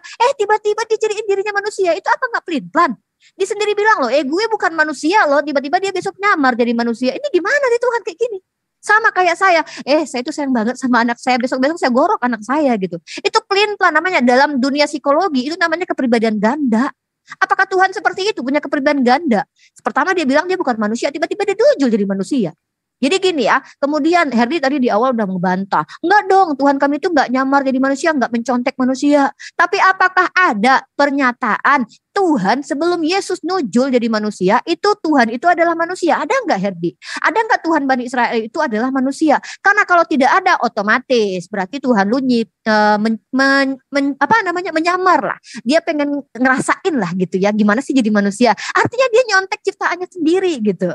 Gitu Herdi logikanya. Jadi apa poin kita hari ini? Apakah Tuhan yang jadi manusia atau manusia jadi Tuhan? Ya dua-duanya. Pertama, Tuhan nyamar jadi manusia karena enggak ada sebelumnya. Karena Tuhan kalian roh sebelumnya gitu ya. Dia udah ciptain manusia, Adam, tiba-tiba dia pengen tuh kayak manusia tuh, nyamar dia jadi manusia. Atau selanjutnya manusia dijadiin Tuhan. Itu juga benar itu. Kenapa? Karena Yesus sendiri ngaku, aku anak manusia, aku anak manusia. Nggak ada dia bilang, aku Allah Bapa. Jadi gitu poinnya hari ini ya. Dua-duanya benar tuh. Tuhan yang dijadikan manusia dan manusia yang Tuhan yang nyamar jadi manusia, niru-niru ciptaannya. Gitu kurang lebihnya. Terima kasih. Assalamualaikum. Minta 1 menit, Gurunda. Oke, lanjut.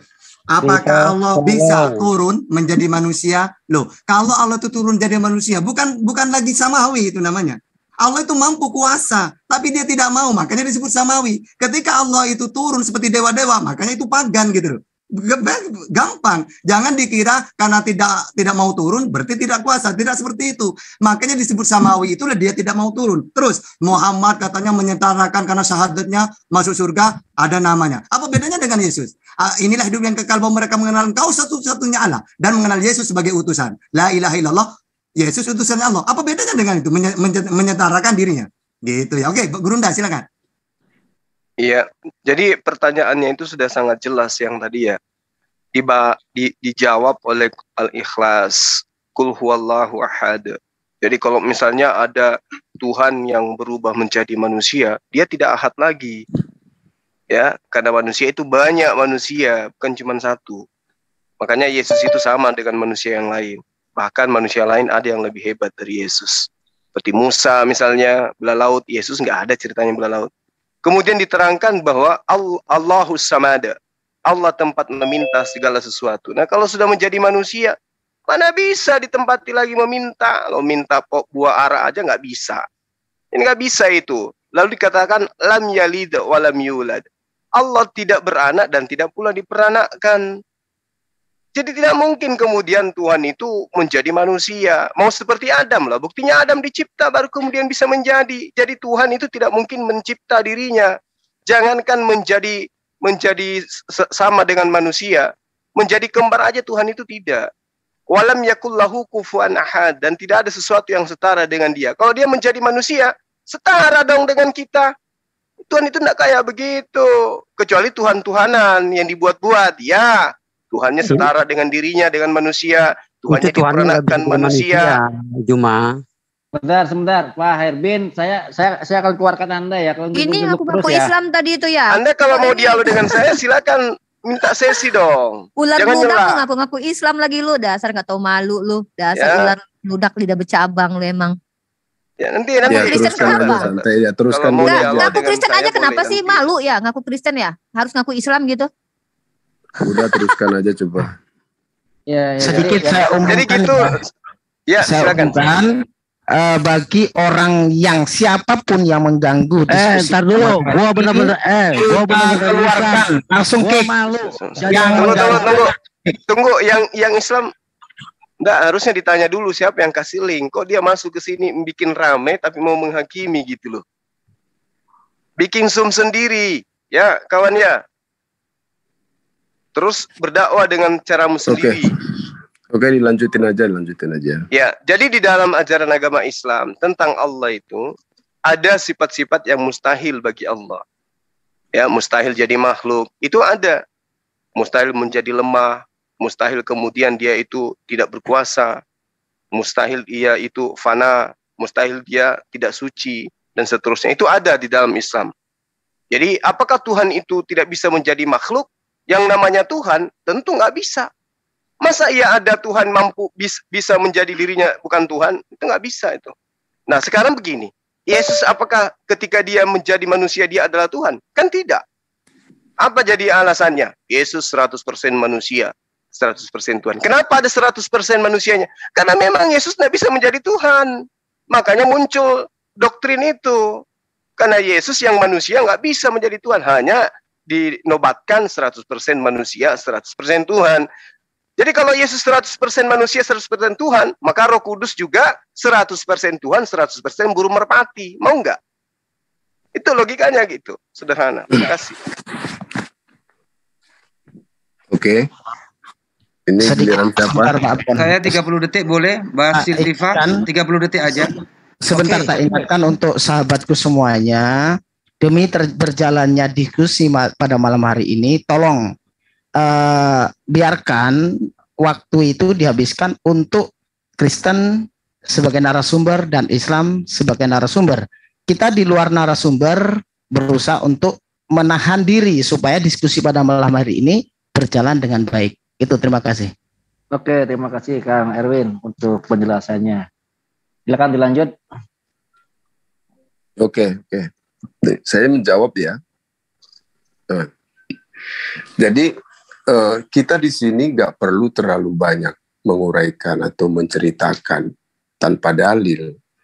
Kalau di Alkitab itu kan sudah jelas. Saya tidak memakai asumsi-asumsi yang panjang lebar. Ini tertulis bahwa ya dalam 1 Timotius 3 ayat 16, dan sesungguhnya agunglah rahasia ibadah kita, dia yang telah menyatakan dirinya dalam rupa manusia, dibenarkan dalam roh. Oke, nanti bisa dilanjutkan. Maksud saya, artinya dia menyatakan dirinya kepada manusia dan menampakkan dirinya kepada manusia.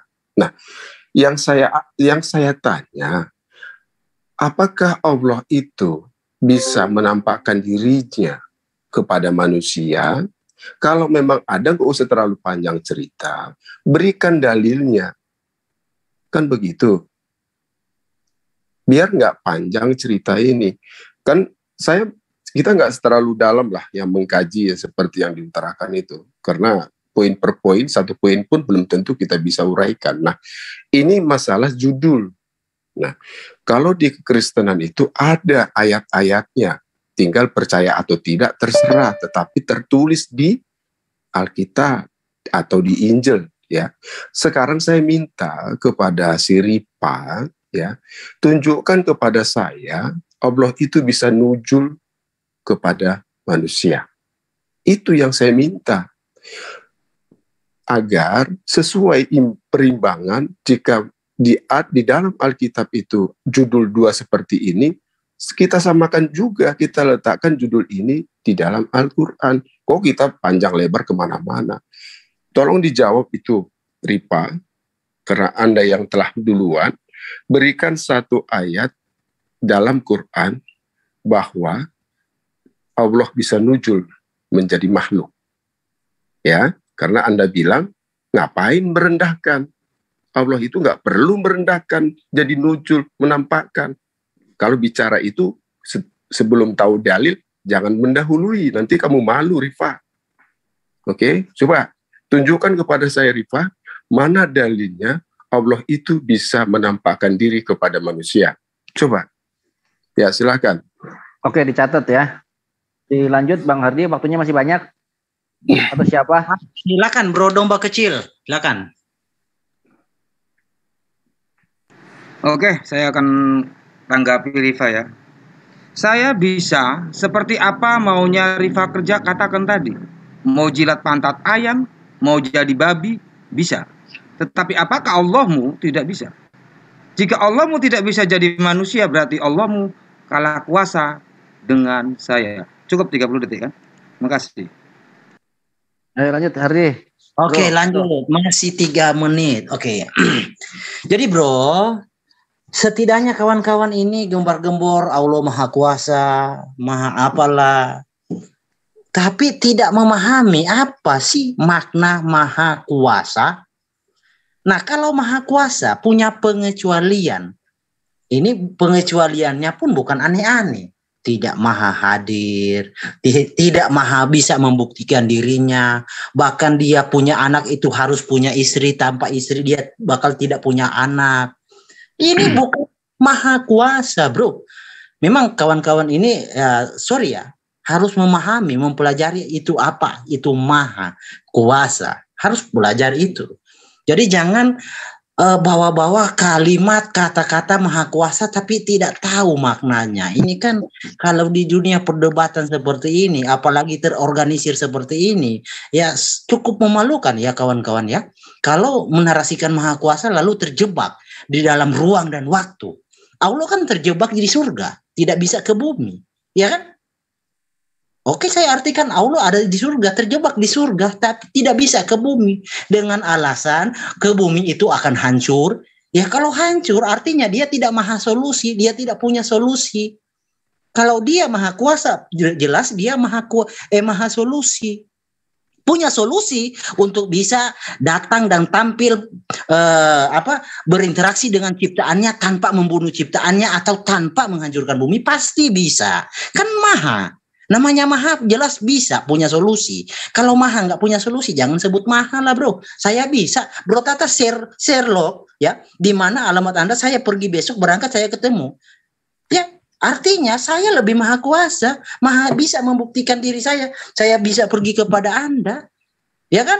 Nah, ini analogi sederhana sih, cuma tapi cukup untuk membukakan akal sehat Anda berpikir bahwa Tuhan itu tidak dibatasi oleh ruang dan waktu, bukan seperti Tuhan Anda yang dibatasi oleh ruang dan waktu.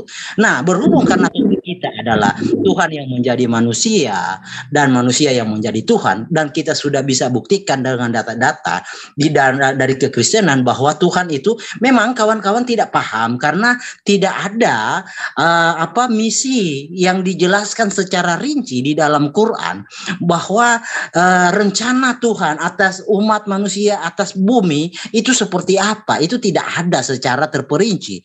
Nah, berbeda seperti di dalam kitab Tanak. Tuhan memang sudah menyatakan jauh sebelum terjadi dia akan hadir di tengah-tengah umat manusia.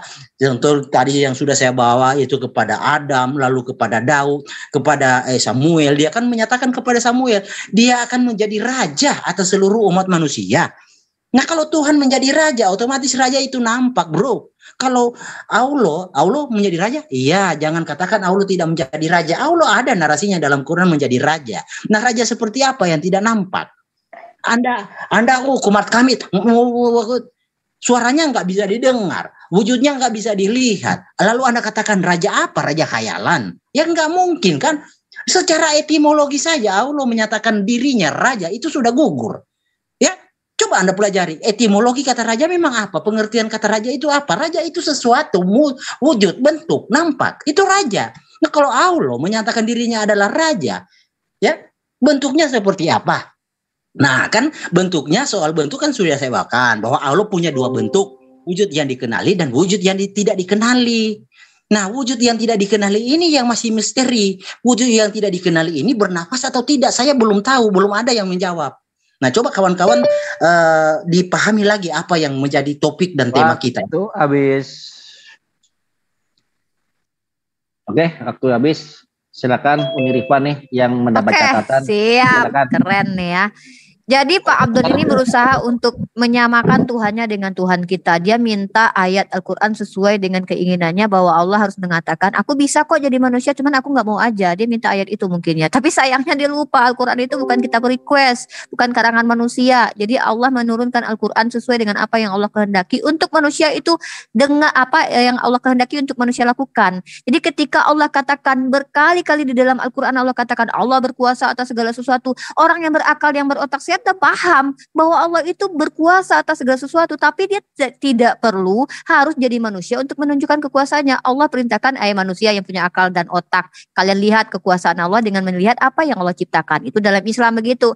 Dan Pak Abdan jangan sama-sama kan Tuhan kita beda ya. Dan siapa domba kecil tadi bilang gini, saya bisa kok melakukannya Ripa, lebih hebat saya daripada Tuhan kamu yang nggak bisa. Jadi kalau cuman bilang bisa, saya juga bisa bilang bahwasanya saya bisa nikah sama Raffi Ahmad. Saya bisa bilang gitu, saya bisa saat ini nikah, tapi saya buktikan. Coba kamu sekarang ambil ayam, kamu jilat pantatnya, baru itu bisa terrealisasi apa yang kamu bisa katakan itu. Ambil ayam sekarang, buka cam kamu lalu dijilat, baru itu kamu buktikan bahwa kamu mampu melakukannya. Jangan cuma bilang aku bisa doang, dilakukan dong. Dibuktikan dong. Kalau cuma bilang bisa-bisa, aku juga bisa ngomong. Aku bisa terbang sekarang. Aku bisa ngomong, tapi orang akan dengar, harus dilihat dulu apa aku bisa terbang atau enggaknya. Begitu ya, dibuktikan. Ambil ayam sekarang, kamu jilat pantatnya, buka cam, baru kami akan salut. Wah, luar biasa nih orang nih, hebat gitu ya. Nah, kemudian siapa tadi tuh yang lagi tuh ya, Herdi bilang ngalor ngidul ngomong apa sih Herdi, poinnya nggak jelas. Jangan dipaksakan Tuhan kita sama. Tuhan kalian itu adalah Tuhan yang nyamar jadi manusia, atau manusia yang ngaku anak manusia tapi dituhankan. Itu beda dengan Tuhan kami umat Islam. Karena kalian memaksa, nih mohon maaf ya, kalian nggak pernah lihat Yesus. Tiba-tiba kalian memaksa melihat Tuhan kami yang tidak pernah kami deskripsikan. Tuhan kalian aja yang sudah dideskripsikan, yang mati, yang bangkit, itu belum pernah kalian lihat. Kalau memang kalian pernah lihat, tolong tunjukkan bagaimana rupanya. Begitu simpelnya umat Islam ini ya ampun. Begini juga Herdi belajarlah debat Herdi, ya Allah. Ya lanjut Ustadz Luma dan Ustadz Tahta. Sedikit ya Bang Dimas. Oke. Sebenarnya Pak Abdul itu sudah dijawab ya. Jadi Allah itu kuasa, mau turun pun kuasa. Tapi karena dia tidak mau, makanya istilahkan seperti Rifa itu ya. Kita kuasa, mau jilat pantatnya pun kuasa, tapi saya tidak mau gitu loh. Sama dengan Tuhan, kuasa dia turun, tapi dia tidak mau, makanya disebut samawi dari langit. Si domba kecil mau Ustaz, domba kecil mau, nanti kita lihat kapan ya, kita videokan itu. Ya seperti itu istilahnya Rifa itu bagus itu ya. Tuhan itu kuasa, tapi dia tidak mau, makanya disebut samawi dari langit. Jadi dia bicara melalui Musa, Yesus, Muhammad gitu. Terus Pak Herdi, saya itu ahli Al-Quran ya. Jadi aku tahu walam yakun sohiba. Punya anak aja harus punya istri. Itu kamu harus tahu sebabun nuzulnya. Artinya apa? Kata orang-orang pagan, Tuhan itu harus punya anak, harus punya istri. Ya, jadi langsung oleh Allah dijelaskan, jangankan anak, istri aja gak punya. Karena orang-orang dewa-dewa itu seperti Dewa Siwa didampingi istri, Dewa Wisnu didampingi istri. Tuhan tidak seperti itu. Ibaratkan gini, aku hutangnya Bang Juma 10 juta, jangankan 10 juta, 100.000 saya tidak punya. Nah, ibaratkan gitu itu. Itu dia. Makanya walam yakun sohiba. Nah, itu di situ ayatnya ya. Jadi kamu jangan ngutip hadis soal Al-Quran. Itu lucu itu nantinya ya. Oke, Bang Gurunda Juma silakan. Iya, baik. Jadi kalau tadi ada yang bisa jilat pantat ayam lantas kemudian merasa berkuasa daripada Tuhan, itu lucu ya. Hanya gara-gara pantat ayam dia maha kuasa dari Tuhan. Jadi Bang, gini. nanti kita nantikan Bang, dia mau mempraktekannya katanya Bang. Jadi gini, Tuhan itu maha kuasa. Sehingga kemudian yang Anda anggap maha kuasa itu kudu bisa jadi manusia. Sekarang coba kita buktikan Tuhan Anda yang sudah jadi manusia itu. Yesus maha kuasa. Coba deh. Yesus maha kuasa. Setelah dia jadi manusia, Yesus jadi kuasa. Gitu maha kuasa enggak dia? Enggak kan?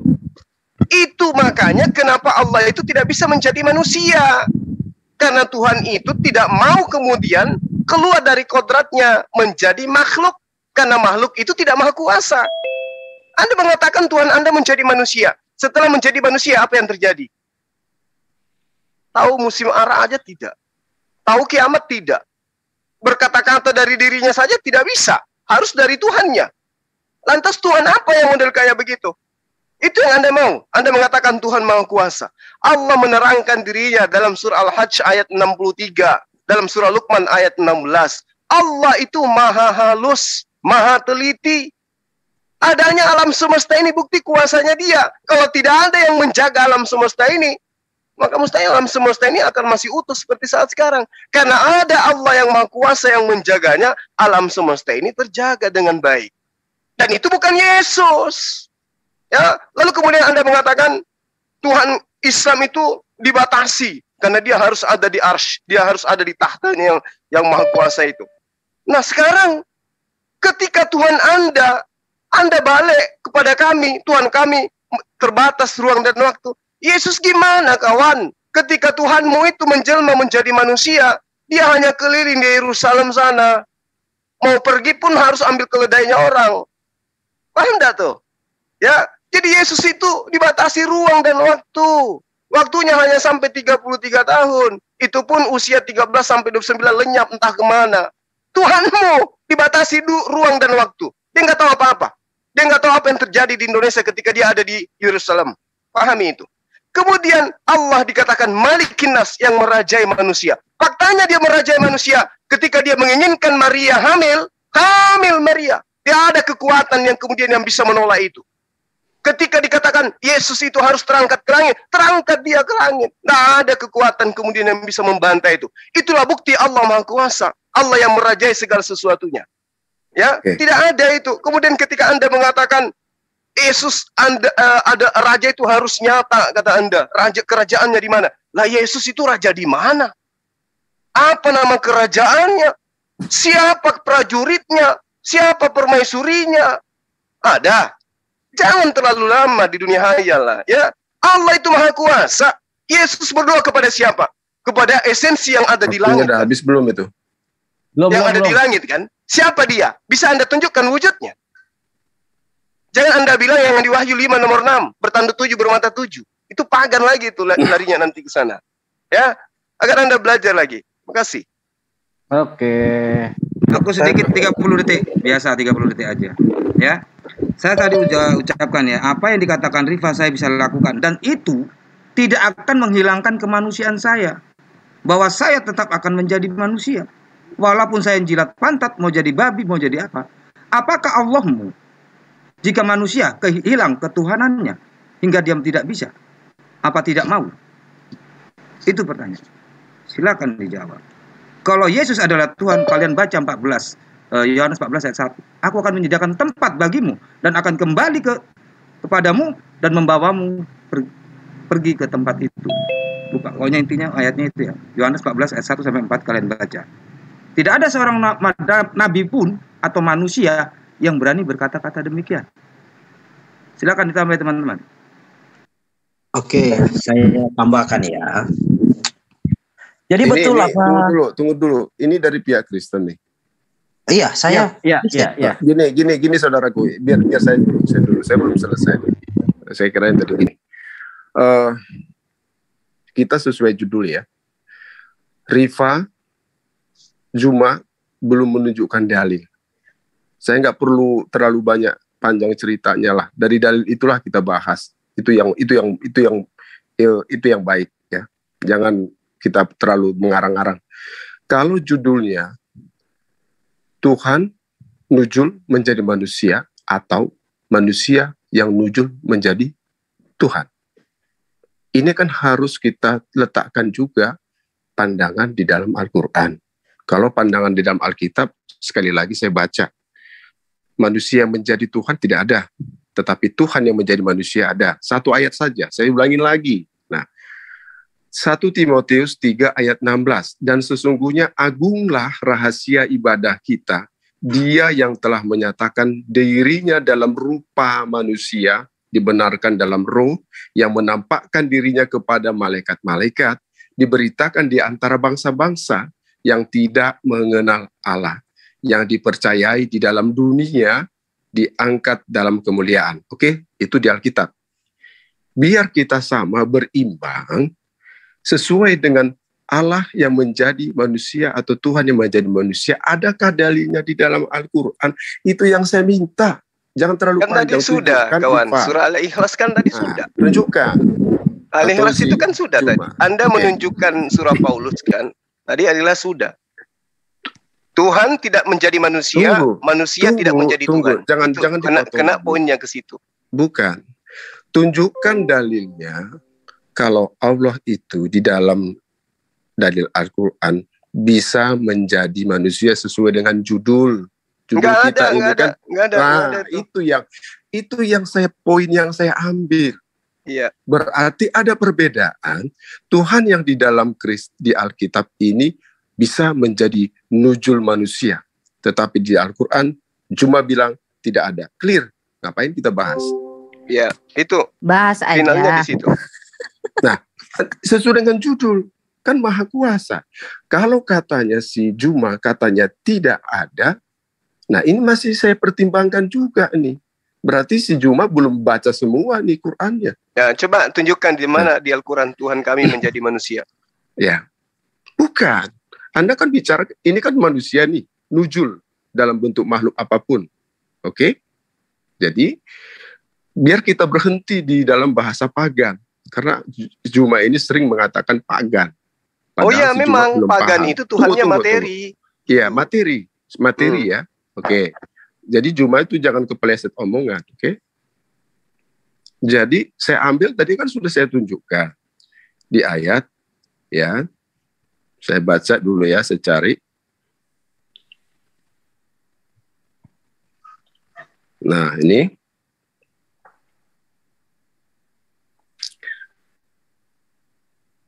Musa, ya, maka ketika kita simak ya, kita simak nih.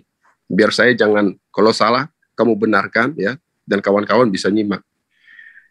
Maka ketika Musa sampai ke tempat api itu, berarti Musa ke tempat api itu, dekat dengan api itu. Dia diseru dari arah pinggir, berarti ada yang menyeru si Musa itu. Sebelah kanan lembah dari sebatang pohon. Oke. Di sebidang tanah yang diberkahi, wahai Musa, sungguh aku adalah Allah. Berarti Allah itu sudah menampakkan diri. Dalam bentuk apapun, dia bisa menampakkan diri. Nah, kalau katanya si Juma mengatakan tidak ada, nah, bagaimana dengan ayat ini? Silakan Juma. Ini aja kita bahas dulu, biar fokus kepada judul. Iya. Baik. Oke, bentar bro, masih ada waktu. Oh ya, silakan. Ya, jadi apa ya, tentang tema dan topik kita, Tuhan yang menjadi manusia, manusia yang menjadi Tuhan. Tidak ada klarifikasi dari kawan-kawan yang mana Muhammad itu hanya keseleo lidah atau salah berucap. Tidak ada klarifikasi itu, tapi hanya mendiamkan saja, seolah-olah mengiyakan dalam hatinya memang Nabi kami seperti itu, ya. Jadi saya harap kawan-kawan mengerti sifat-sifat ilahi yang dimiliki oleh Muhammad itu tolong dijelaskan, karena pada konsepnya Anda mengimani manusia yang menjadi Tuhan. Timer. Iya. Jalan. Santai bro. Berbanding terbalik dengan pemahaman kami Tuhan yang menyatakan diri dalam bentuk rupa manusia. Nah, di Anda itu adalah manusia yang menyatakan diri menjadi Tuhan, seperti yang sifat-sifat ilahi yang sudah saya bawakan. Muhammad itu bisa menyelamatkan orang dari neraka ke surga, bisa menjamin surga seseorang, tapi dirinya dia tidak mampu. Ini kan sesuatu yang framing lagi. Lucu orang Kristen. Nggak apa-apa bang, tenang aja bang. Udah diterangkan tadi itu. Iya, biar aja saya hantam lagi nanti. Sebentar, dihabiskan dulu waktunya. Ada 15 detik. Sebentar, Bang Erwin. Sebentar. Bang Erwin, tolong diambil alih ya. Saya ada Bruce sebentar. Ada 15 detik, tolong dihabiskan dulu.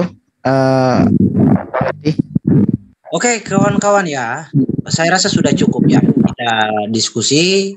Kalau memang nanti mau lanjut lagi kita. Jangan kabur dulu, gantian dong. Masa kamu aja yang boleh framing? Udah saya dijawab boleh aja. Oke lah, dijawab dulu mana dalilnya. Kalau nggak ada kata si Juma, berarti Allah itu tidak bisa nujul mana jadi manusia. Oke, saya jawab.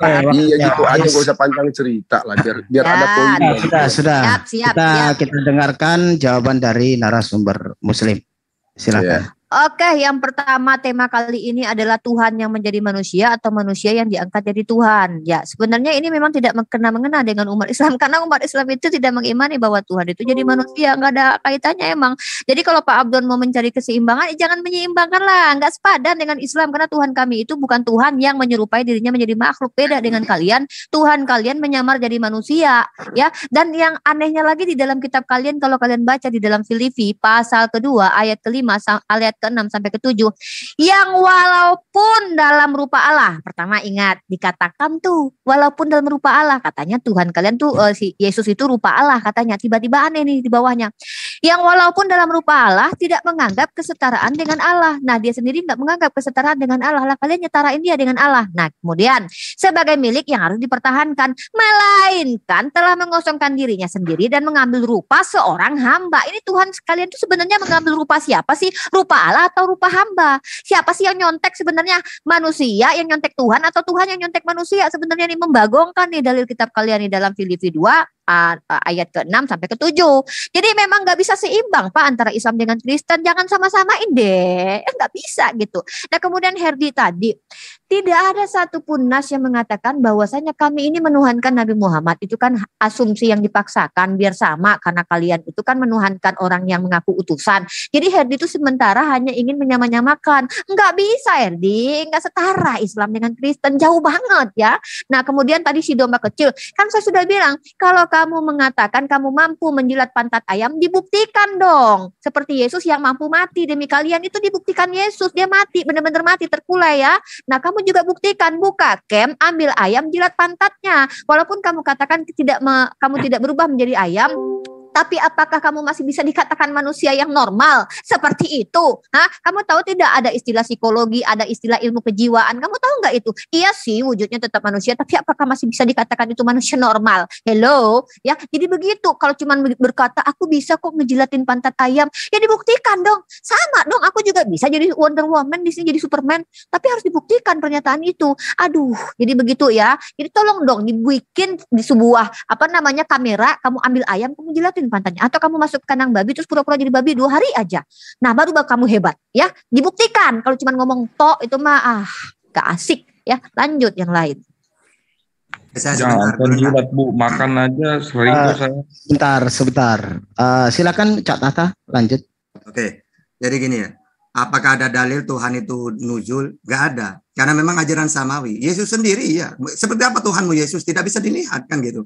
Terus ada katanya dalam surat-surat Paulus ya, Tuhan turun mengambil rupa manusia. Oke, saya tantang dengan ayat yang lain, 2 Tawarikh ya 6:18. Tetapi benarkah Allah hendak diam bersama dengan manusia di atas bumi? Sesungguhnya langit, bahkan langit yang mengatasi segala langit pun tidaklah dapat memuat engkau, terlebih bagi rumah yang kudirikan ini. Berarti memang dalam Alkitab sendiri tidak mau Tuhan itu, karena bumi ini tidak mampu memuat gitu ya. Jadi Alkitab dibantah dengan Alkitab gitu ya. Jadi nggak ada. Sehingga kalau ada, bukan samawi lagi, dewa-dewa itu gitu. Nah, kalian meyakini Tuhan bisa menjelma karena kalian ajaran pagan gitu. Seperti dewa yang turun itu. Nah, kalau tanya ke Al-Quran, Al-Quran sama dengan ajaran Yesus. Dari langit samawi.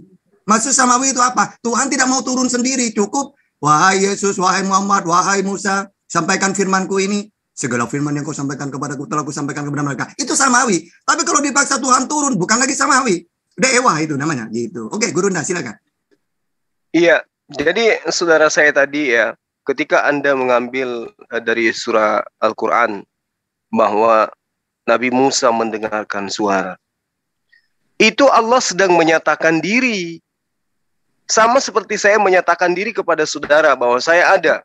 Anda mendengarkan suara saya kan? Saya tidak perlu datang wujud di hadapan Anda kan sekarang. Saya di Makassar, Anda di mana? Tapi Anda mampu mengetahui bahwa saya ada. Kenapa? Karena saya menyatakan diri melalui suara. Begitulah Allah. Jadi apa yang Anda kemukakan tadi, itu dibantah kemudian pemahaman Anda. Dan diperkuat pernyataan saya di dalam Al-Quran surah Al-Araf ayat 143. Walamma ja'a Musa. Dan ketika Musa datang bermunajat pada waktu yang telah kami tentukan. Ya, lalu kemudian Musa berkata, ya Tuhanku, perlihatkanlah dirimu kepada aku agar aku dapat melihat engkau. Allah berfirman, engkau tidak akan sanggup melihatku. Namun lihatlah gunung itu, jika ia tetap di tempatnya, maka niscaya engkau dapat melihat aku. Maka ketika Tuhan yang menampakkan keagungannya kepada gunung itu hancur dulu. Dan Musa pun jatuh pingsan. Jadi ayat yang Anda kemukakan tadi itu, Allah menyatakan diri kepada Musa melalui perantaraan suara. Itu betul, sama seperti saya menyatakan diri kepada Anda melalui suara. Anda paham bahwa saya ada. Bang Suma itu masih ada, masih hidup. Buktinya ada suaranya saya dengarkan. Begitulah analoginya yang terjadi. kepada Nabi Musa alaihi salam, diperkuat oleh apa yang saya kemukakan dalam surah Al-Araf ayat 143. Nah, kemudian ketika saudara Herdi mengatakan bahwa pada diri Rasul Muhammad SAW itu ada sifat keilahian, itu Anda menggiring supaya kami itu juga menjadi ajaran pagan. Tidak begitu. Bahkan Nabi Muhammad SAW mengatakan apa di tengah-tengah Bani Israel? Innani anallah, la ilaha illa ana. Ya, sesungguhnya aku ini adalah Allah, tidak ada Tuhan selain aku. Itu lantang loh. Baginda Rasul Muhammad SAW menyatakan itu di tengah-tengah Bani Ismail. Tidak ada Tuhan selain aku. Apa kemudian dia katakan? Maka sujudlah menyembahku. Kata siapa? Kata Rasulullah Muhammad SAW. Tapi apakah kemudian orang-orang Arab pada masa itu menyembah beliau? Tidak. Karena kami umat Islam diajarkan bahwa beliau hanya utusan Allah. Sebagai utusan Allah, dia berhak menyampaikan sesuai apa yang diperintahkan oleh Tuhannya untuk ia sampaikan. Demikian juga Yesus. Lalu kemudian saudara saya tadi dengan bangganya mengambil Yohanes 14. Kawan, ya, Anda harus banyak bertanya tentang Bible ke saya supaya Anda paham. Di dalam Yohanes 1 itu, Anda harus tahu, janganlah gelisah hatimu, percayalah kepada Allah, percaya juga kepada aku. Jadi dua oknum yang harus dipercaya. Percaya kepada Allah sebagai Tuhan yang mengutus, percaya kepada Yesus sebagai hamba yang diutus. Nomor 2, di rumah Bapakku banyak tempat tinggal. Jadi di rumahnya Bapaknya Yesus banyak tempat tinggal. Bukan di rumahnya Yesus. Lalu kemudian, jika tidak demikian, tentu aku tidak akan mengatakannya kepadamu. Sebab aku pergi ke situ untuk menyediakan tempat bagimu. Di rumahnya Tuhannya Yesus itu banyak surga. Tingkatan-tingkatan surga itu ada. Di situ kemudian Yesus menjanjikan Bani Israel yang taat kepadanya, yang percaya kepadanya. Bukan mereka yang hanya sebagai penumpang gelap, yang ngaku sebagai pengikut tapi penyembah. Bukan. Demikian. Oke. Terima kasih. Ini sudah berjalan 2 jam lebih. Apa kita lanjut atau kita closing? Oke, sebentar lagi. Tunggu, saya bisa menutup ini.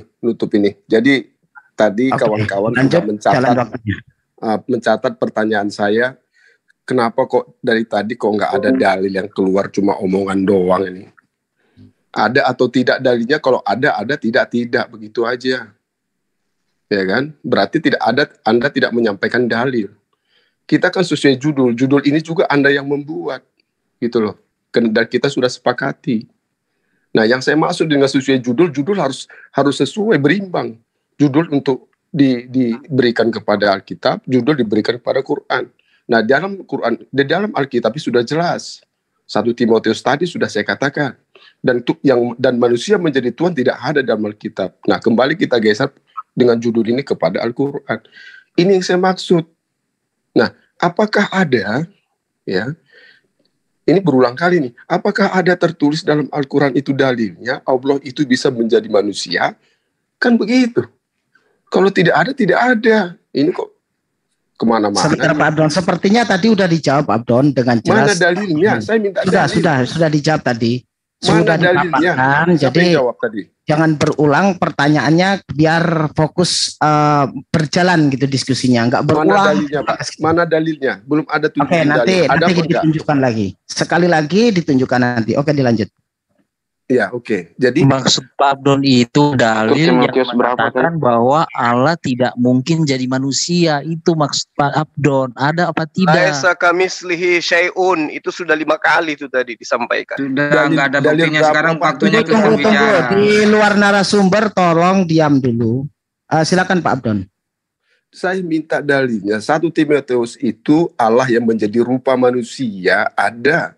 Berarti Allah itu bisa nujul menjadi manusia. Jelas. Sekarang biar berimbang. Apakah Allah Subhanahu wa Ta'ala itu bisa nujul menjadi manusia? Kalau ada, kan sesuai judul ya. Ingat ya, yang buat judul kamu orang dan kita sepakati. Kalau memang ada di Al-Quran, tunjukkan. Kalau memang nggak ada, bilang aja nggak ada. Gitu aja loh, jangan usah panjang cerita gitu loh. Ada apa enggak? Gitu. Oke, waktu masih 5 menit. Nah, biar ada poin-poin. Kalau kata si Juma tadi itu mengatakan tadi Allah itu tidak bisa dilihat. Juma ini kurang baca Quran.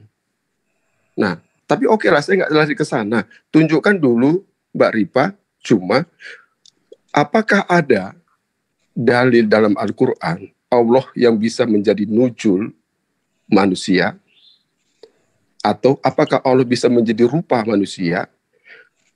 Jawabannya ada atau tidak. Kalau ada, tunjukkan dalilnya. Kalau memang nggak ada, nggak usah. Udah, potong dulu nanti. Saya serahin ke semuanya. Kawan-kawan yang lain biar cepat waktu. Jadi jawab aja gitu. Oke. Jadi begini ya, pemahaman kawan-kawan ini, jadi mereka mencoba menskenariokan Tuhan, mengatur Tuhan. Oh Allah, jangan nampak kamu dalam makhluk, nanti kamu terbatas. Nah, seperti kan narasi Bro Suma, kawan saya Suma bernarasi ketika Yesus itu nampak dalam penglihatan itu wujud manusia terbatas. Jadi pikirnya Yesus itu juga seperti dia terbatas. Oh salah. Ketika Nathanael datang datang menemui Yesus, Yesus berkata kepada Nathanael, ya, sebelum engkau datang ke sini, aku melihatmu di bawah pohon ara, duduk di bawah pohon ara. Nathanael bingung. Tidak ada siapa-siapa di waktu saya duduk di pohon ara, hanya saya sendiri. Kok dia Yesus tahu? Nah, itu membuktikan sekalipun Yesus itu nampak oleh matamu, oleh mata kita manusia, seperti kita ini terbatas, tetapi dia sesungguhnya tidak terbatas. Dia maha memenuhi alam semesta. Buktinya apa? Ketika ini bukti real ya, real history. Ya, ketika Petrus dia berkata, Petrus sebelum ayam jantan berkokok engkau menyangkal aku 3 kali. Terjadi. Artinya Yesus itu mengetahui segala sesuatu. Bukti juga kepada orang-orang Israel bahwa Yesus berkata, sebelum Abraham lahir, sebelum Abraham jadi aku sudah ada. Nah, itu suatu bukti kemahakuasaan Yesus sekalipun dia nampak di dalam wujud. Nah, jadi Yesus itu yang menjadi manusia, nampak dalam manusia, tidak mengurangi keilahiannya, kemahatauannya, kemahakuasaannya, tidak terkurang. Jadi tidak rontok, bro. Jangan seperti bro memahami Allah kalau jadi makhluk, jadi nampak itu rontok keilahiannya. Oh, tidak seperti itu, bro. Anda mendefinisikan Tuhan Anda seperti pribadi Anda sungguh keliru.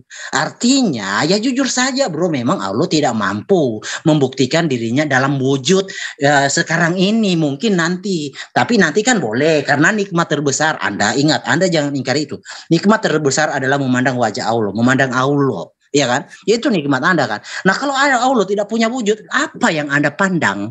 Apa Anda seperti orang sakit jiwa memandang hampa, kelihatan menengok sesuatu tapi tidak ada, kosong kayak gitu? Nggak mungkin kan? Jadi janganlah membahasakan Allahmu sedemikian uniknya sehingga orang tidak mampu memahami bahasamu, bro. Sehingga orang akan bisa berpikir ini orang sudah gila ya. Iya, memang kalau dia dibawakan dengan data-data semacam itu, nikmat terbesar di akhir zaman memandang wajah Allah, lalu Anda mengatakan Allah tidak berbentuk, tidak berupa. Lah, ini bagaimana ceritanya? Lalu Anda memandang apa? Memandang angin? Nggak mungkin. Jadi bro, saya harap ya kawan-kawan ya, semua untuk kawan-kawan muslim, saya harap Anda mau berdebat itu dasari argumen Anda dengan literatur Anda, dasari, jangan mempermalukan diri Anda sendiri, bro. Dengan Anda salto kiri, muka belakang, salto ke sana kemari, mentakbir ke sana kemari, buat saya itu sungguh amat memalukan ya, bro. Karena sesuatu seperti di awal saya sudah katakan, bro, kalimat susunan kalimat yang alegoris dan non alegoris itu anak kecil juga tahu, bro. Anak SD tahu. Ini kalimat alegoris. Jadi tidak perlu Anda mengetahui ini alegoris, ini bukan syariat. Waktu habis. Aduh. Masih 43 detik. Kita tambahin sedikit, bro. Ya. Oke, silakan. Oke. Jika saya mampu melakukan apa yang dilakukan Rifa, ya, apakah kalian berani mengakui bahwa Allah SWT tidak berkuasa? Tantangan saya akan lakukan. Apakah kalian berani melakukan tantangan saya? Saya mampu melakukan apa yang dilakukan Rifa.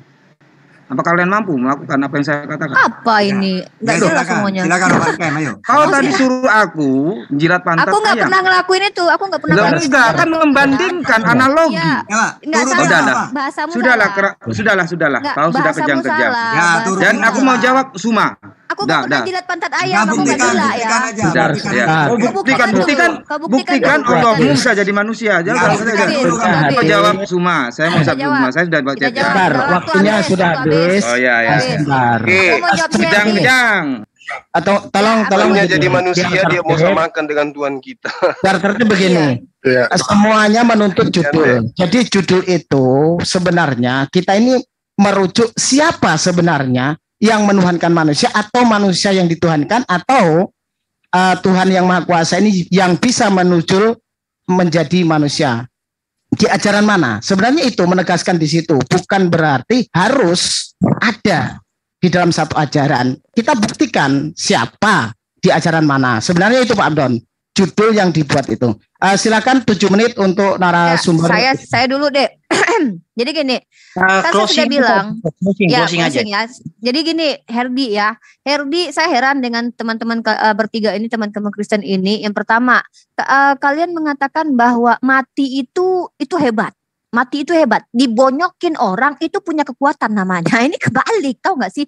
Sebuah tiang salib di mana tempat orang, tunggu dulu, itu cara berpikir kalian, saya cobakan balikin ke kalian. Tempat orang mati disiksa, dihina-hina itu adalah simbol kasih sayang. Kalian tuh balik-balik memang cara berpikir kalian. Terus tentang Tuhan yang menjadi manusia, manusia yang jadi Tuhan, saya sudah tanya tadi kepada kalian, itu rupa Allah atau rupa hamba yang dipakai, yang nyontek siapa ini, Tuhan atau manusia? Nih, itu juga pertanyaan.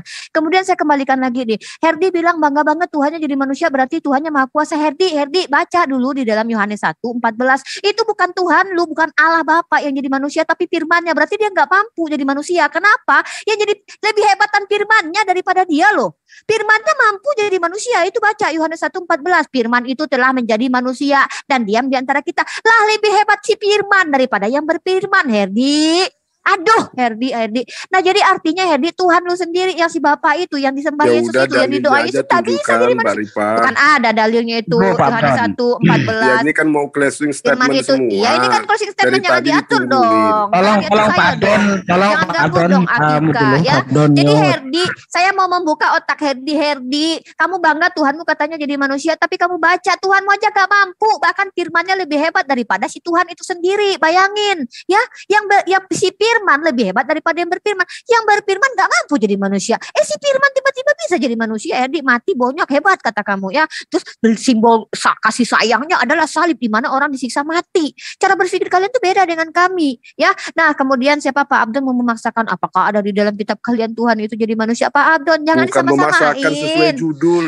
Ya sesuai judul, bahwa kalian lah yang ternyata Tuhannya jadi manusia dan manusia yang kalian jadikan Tuhan. Itu dalilnya ada ya. Karena Yesus sendiri mengaku bahwa aku anak manusia. Bagi kalian itu Tuhan. Aku anak manusia. Bagi kalian Tuhan lagi. Kan lucu. Berapa kali Yesus mengatakan dirinya anak manusia? Apakah dia pernah mengatakan aku adalah Allah Bapa? Tidak ada. Ya, kalian duga-duga, praduga tak bersalah. Kalian tuduh-tuduh itu Yesus jadi Tuhan ya. Nah, itu yang harus kalian terima kenyataannya. Sementara kami tidak pernah menuhankan Nabi Muhammad SAW. Lah kalian paksakan bahwa kami menuhankan Nabi Muhammad supaya apa? Kalian pengen imbang dengan kami umat Islam, dan sorry to say, tidak bisa kalian itu seimbang dengan kami. Tinggi levelnya kami ini loh. Kami ini Tuhan kami itu tidak bisa dihina, dinistakan, dibonyokin, dihancurkan. Mohon maaf, disunat lagi ya. Bayangin siapa yang nyunat Tuhan? Bahkan parah ya. Bahkan siapa tadi si domba kecil logikanya bilang, saya bisa kok menjilat pantat ayam. Aduh, kamu harus berobat. Iya, ada rumah sakit jiwa, kamu tanyain, ada apa dengan kejiwaan kamu? Manusia kok menjilatin pantat ayam?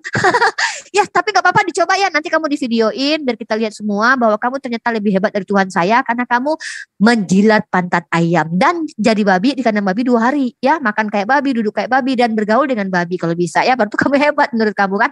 Aduh, logika macam apa ini? Astagfirullahaladzim. Silakan Ustadz Duma dan Ustadz Tahta. Oke, saya sebentar ya. Jadi gini, kita jangan dipaksakan Tuhan itu menjadi pagan, karena Yesus sendiri mengatakan ya bahwa dia berdoa kepada Allah semalaman, doa kepada Allah. Di mana Allah itu? Maka di ayat yang lain, kalau ada 2 orang berdoa, maka doa itu akan dikabulkan oleh Allahku yang di surga. Berarti Allah itu tidak nuzul, ada di surga. Satu bukti lagi, aku akan pergi kepada Bapakku dan Bapakmu, Allahku dan Allahmu. Berarti Allah tidak nuzul.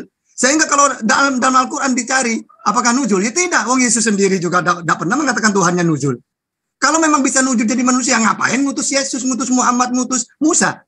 Mendingan turun sendiri. Tapi karena samawi, akhirnya melalui 3 para nabi inilah, dia tidak butuh turun. Cukup firman-firman, ajaran-ajaran melalui para nabi itu. Sehingga kalau ditanya apakah ada dalam Al-Quran Tuhan itu nuzul, tidak ada. Tanya ke Yesus juga ada. Jangan tanya ke Islam. Nanya ke yang manusia yang kamu tuhankan, tidak ada.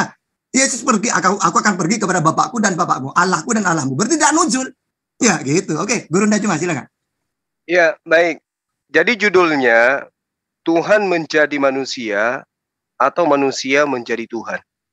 Islam menjawab tidak dua-duanya. Ya, kenapa? Karena Tuhan tidak menjadi manusia, manusia tidak menjadi Tuhan. Nah, lalu kemudian kalau di Kristen dua-duanya, Tuhannya menjadi manusia katanya yang adalah firman. Kemudian manusianya yang adalah Yesus itu telah dijadikan Tuhan. Jadi kalau Anda mengatakan kami tidak mengimani Tuhan yang manusia menjadi Tuhan, Anda salah, Anda keliru. Nih tak ajarin. Kisah Para Rasul 2 nomor 36. Jadi seluruh orang Israel harus tahu dengan pasti bahwa Allah telah membuat Yesus yang kau salibkan itu menjadi Tuhan. Paham ya? Dicatat ya. Saya ulang. Kisah Para Rasul 2 nomor 36. Yesus yang kau salibkan itu oleh Allah telah dijadikan menjadi Tuhan. Manusia yang disalib telah dijadikan menjadi Tuhan bagi orang Kristen di dalam Kisah Para Rasul 2 nomor 36. Jadi yang kalian sembah manusia yang dijadikan menjadi Tuhan. Nah, kalau ayat yang kalian minta, tadi kan sudah berapa kali yang saya kasih dalil. Laisa kamitslihi syai'.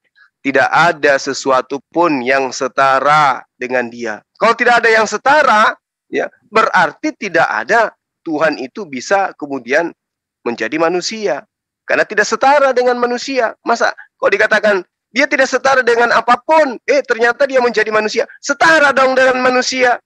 Dia menjadi malaikat, setara dong dengan malaikat. Berarti membantah dalilnya sendiri. Laisa kamitslihi syai'. Tidak ada yang sama seperti dengan Allah. Tidak ada dia sama seperti makhluk. Lalu kemudian ketika saudara kurang jelas lagi, kan Al-Ikhlas tadi saya sudah terangkan kepada sahabat saya. Bagaimana kemudian Allah menerangkan, katakan ya Muhammad, Allah itu satu, Allah itu ahad, Allahus samad. Allah tempat meminta sesuatu. Bukan seperti Yesus meminta kepada Allah yang ada di surga. Bukan. Lam yalid wa lam yulad. Tuhan itu tidak diperanakkan dan tidak beranak. Yesus diperanakkan. Makanya kemudian ketika kita mencari dalil, bagaimana kemudian dewa-dewa pada masa lampau, itu sama dengan Yesus. Mitra, Osiris, Bakus, Krishna, sama seperti Yesus. Jelmaan dewa, jelmaan Tuhan. Lahir tanggal 25, Mitra, Osiris, Bakus, Krishna, 25 Desember semua lahirnya. Lalu kemudian lahir dari perawan, dari Maria, dari Esep, dari Nep, dari Meter, dari Wanti, dan seterusnya. Waktu habis. Oke. Makasih ya. Apa closing ya? Sebentar Bang Abdon. Kita ambil persetujuan dulu, dilanjut diskusinya dengan 7 menit atau closing untuk mengakhiri. Oke, 7 menit. Kan sudah tadi closingnya dua-dua dari Kristen dan Islam. Jadi gini, kita tutup, nanti kemudian buka sesi baru. Belum. Oh, lanjut aja 7 menit. Jadi gini. Bentar, Abdon. Kita ambil persetujuan dulu, biar enak gitu. Ditutup aja, Bang. Tutup aja dulu, nanti kemudian baru debatnya dengan sesi yang lain gitu, dengan metode yang lain. Kalau 7 menit tidak ada selesainya ini. Oke, saya tutup. Oke, saya tutup. Oke, kita kasih kesempatan gini, untuk terakhir ini 2 menit dari Kristen dulu, sudah itu dari narasumber Islam supaya diskusi ini bisa kita tutup setelah ini. Saya 1 menit ya Pak Abdon ya, sebentar ya. Jadi memang susah menjelaskan tentang Tuhan yang nampak dalam wujud manusia kalau tidak ada konsepnya, tidak ada janji. Ya memang susah. Sama seperti kita mau mengajari orang yang baru belajar membaca atau menulis, ya. Jadi kita tuntun, tapi yang masalahnya di sini kita ajari, kita beritahu, tapi justru sedikit mengajari. Nah. Dan memang mau buka dari surah Al-Fatihah sampai An-Nas tidak ada konsep tentang keselamatan rencana konsep Allah Subhanahu wa taala atas manusia. Jadi berbeda, berbanding terbalik dengan apa yang Tuhan janjikan di dalam Alkitab, baik di dalam Tanakh. Itu dia sudah mengkonsepkan sedemikian rupa yang mana dia sudah menubuatkan dia akan tampil, dia akan menjadi juru selamat. Tak kasih tahu sedikit tentang juru selamat. Saya andaikan itu seperti juru masak. Anda tidak akan bisa disebut juru masak kalau tidak tahu masak. Kalau Anda mau mengakui, menyatakan diri sebagai juru selamat, harus bisa Anda menyelamatkan diri. Oke, Anda mau menjadi juru maha kuasa, Anda harus bisa terbukti maha kuasa. Juru apapun itu harus bisa membuktikan. Jadi Tuhan itu bukan pengecualian logika. Anda harus catat ya. Jadi jangan Anda mengimani Tuhan yang mengecualikan logika. Kalau Anda mau jadi juru masak, Anda harus bisa masak. Mustahil Anda disebut juru masak kalau tidak bisa masak. Silakan Pak. Oke, terima kasih. Jadi Juma, Ripa, dan tadi Ustadz siapa lagi satu, ini asumsi semua tanpa dalil, ya, bahwa Allah tidak bisa dilihat. Ini semua karena Anda belum memahami Quran Anda sendiri, ya. Disinilah bicara kita teologi tentang keilahian. Kalau kamu bilang tadi itu Juma. Tentang keelihan itu adalah tentang Tuhan. Siapakah Tuhan itu? Bagaimanakah Tuhan itu? Berkuasa apakah Tuhan itu? Itulah namanya teologi di dalam kekristenan. Mempelajari tentang Tuhan. 2 menit Pak Abdon, waktu habis. Kita persilakan untuk narasumber Islam 2 menit untuk menutup. Aku sedikit aja. Aku analoginya untuk si Herdi. Herdi bilang kalau dia juru masak maka harus bisa masak. Herdi, Tuhanmu kan juru-juruan, juru parkir, juru masak. Sementara Tuhan kami adalah pemilik juru parkir, itu pemiliknya, tempat parkiran itu Tuhan kami, gitu kan. Analoginya gitu. Terus masalah hotelnya tuh punya Tuhan, yang punya tempat kamu bekerja jadi juru masak itu tuh Tuhan kami. Artinya apa? Ya mungkin Yesus itu juru selamat, tapi sesungguhnya juru selamat yang si Yesus itu bisa melakukan karena Tuhan kami. Begitu loh. Ya, jadi kalau ada juru parkir berarti ada yang punya parkir. Nah, kamu menyembah yang juru parkirnya kami, sementara yang punya parkirnya yang kami sembah. Gitu, Erdi. Ya, terima kasih. Sedikit. Jadi memang tidak akan nyambung ya ajaran Samawi dengan ajaran pagan. Kalau Samawi seperti Yesus, Nabi Muhammad, Musa, mereka selamat karena mentuhankan Allah. Jadi kalau ada juru selamat malah mentuhankan manusia, ya seharusnya saya selamat, Nabi Muhammad selamat karena mentuhankan Allah. Saya ingin selamat, mentuhankan Allah. Kok bisa Yesus selamat karena mentuhankan Allah? Karena tidak ada Tuhan selain Allah. Tiba-tiba saya mentuhankan Yesus, aneh. Tidak mungkin selamat itu. Jadi intinya tidak akan nyambung ajaran pagan yang Tuhan wujud dengan Tuhannya Yesus, beda. Jadi Yesus dengan Kristen itu memang beda. Oke, Bang Juma silakan. Oke, dari dalam praktis Yudaism ya, apapun itu, ya mereka punya kitab lebih dulu. Mereka tidak pernah mengajarkan tentang penyembahan terhadap manusia.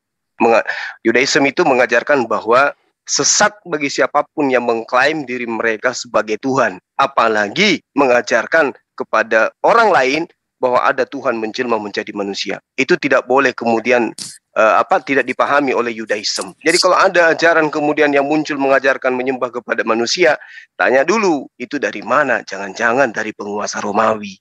Yang memang sebelum ada Kristen, mereka lebih dulu menyembah manusia. Demikian. Oke, terima kasih. Jadi waktu masih 8 detik. Aku nambahin. Alhamdulillah sesi ini sudah selesai dan berjalan dengan baik. Terima kasih untuk sahabat-sahabat Kristen dan narasumber dari Islam yang telah memberikan edukasi dan pencerahan untuk kita semuanya. Sebentar Pak Abdon, waktu sesi terakhir sudah habis. Nanti kalau mau ngambil sesi berikutnya silakan. Yang jelas kita tutup dulu untuk sesi judul dan tema kali ini. Dan untuk sahabat-sahabat Kristen mungkin kalau ada tema baru nanti kita bahas setelah sesi ini kita tutup. Dan kita tutup dulu dengan saya belum closing statement.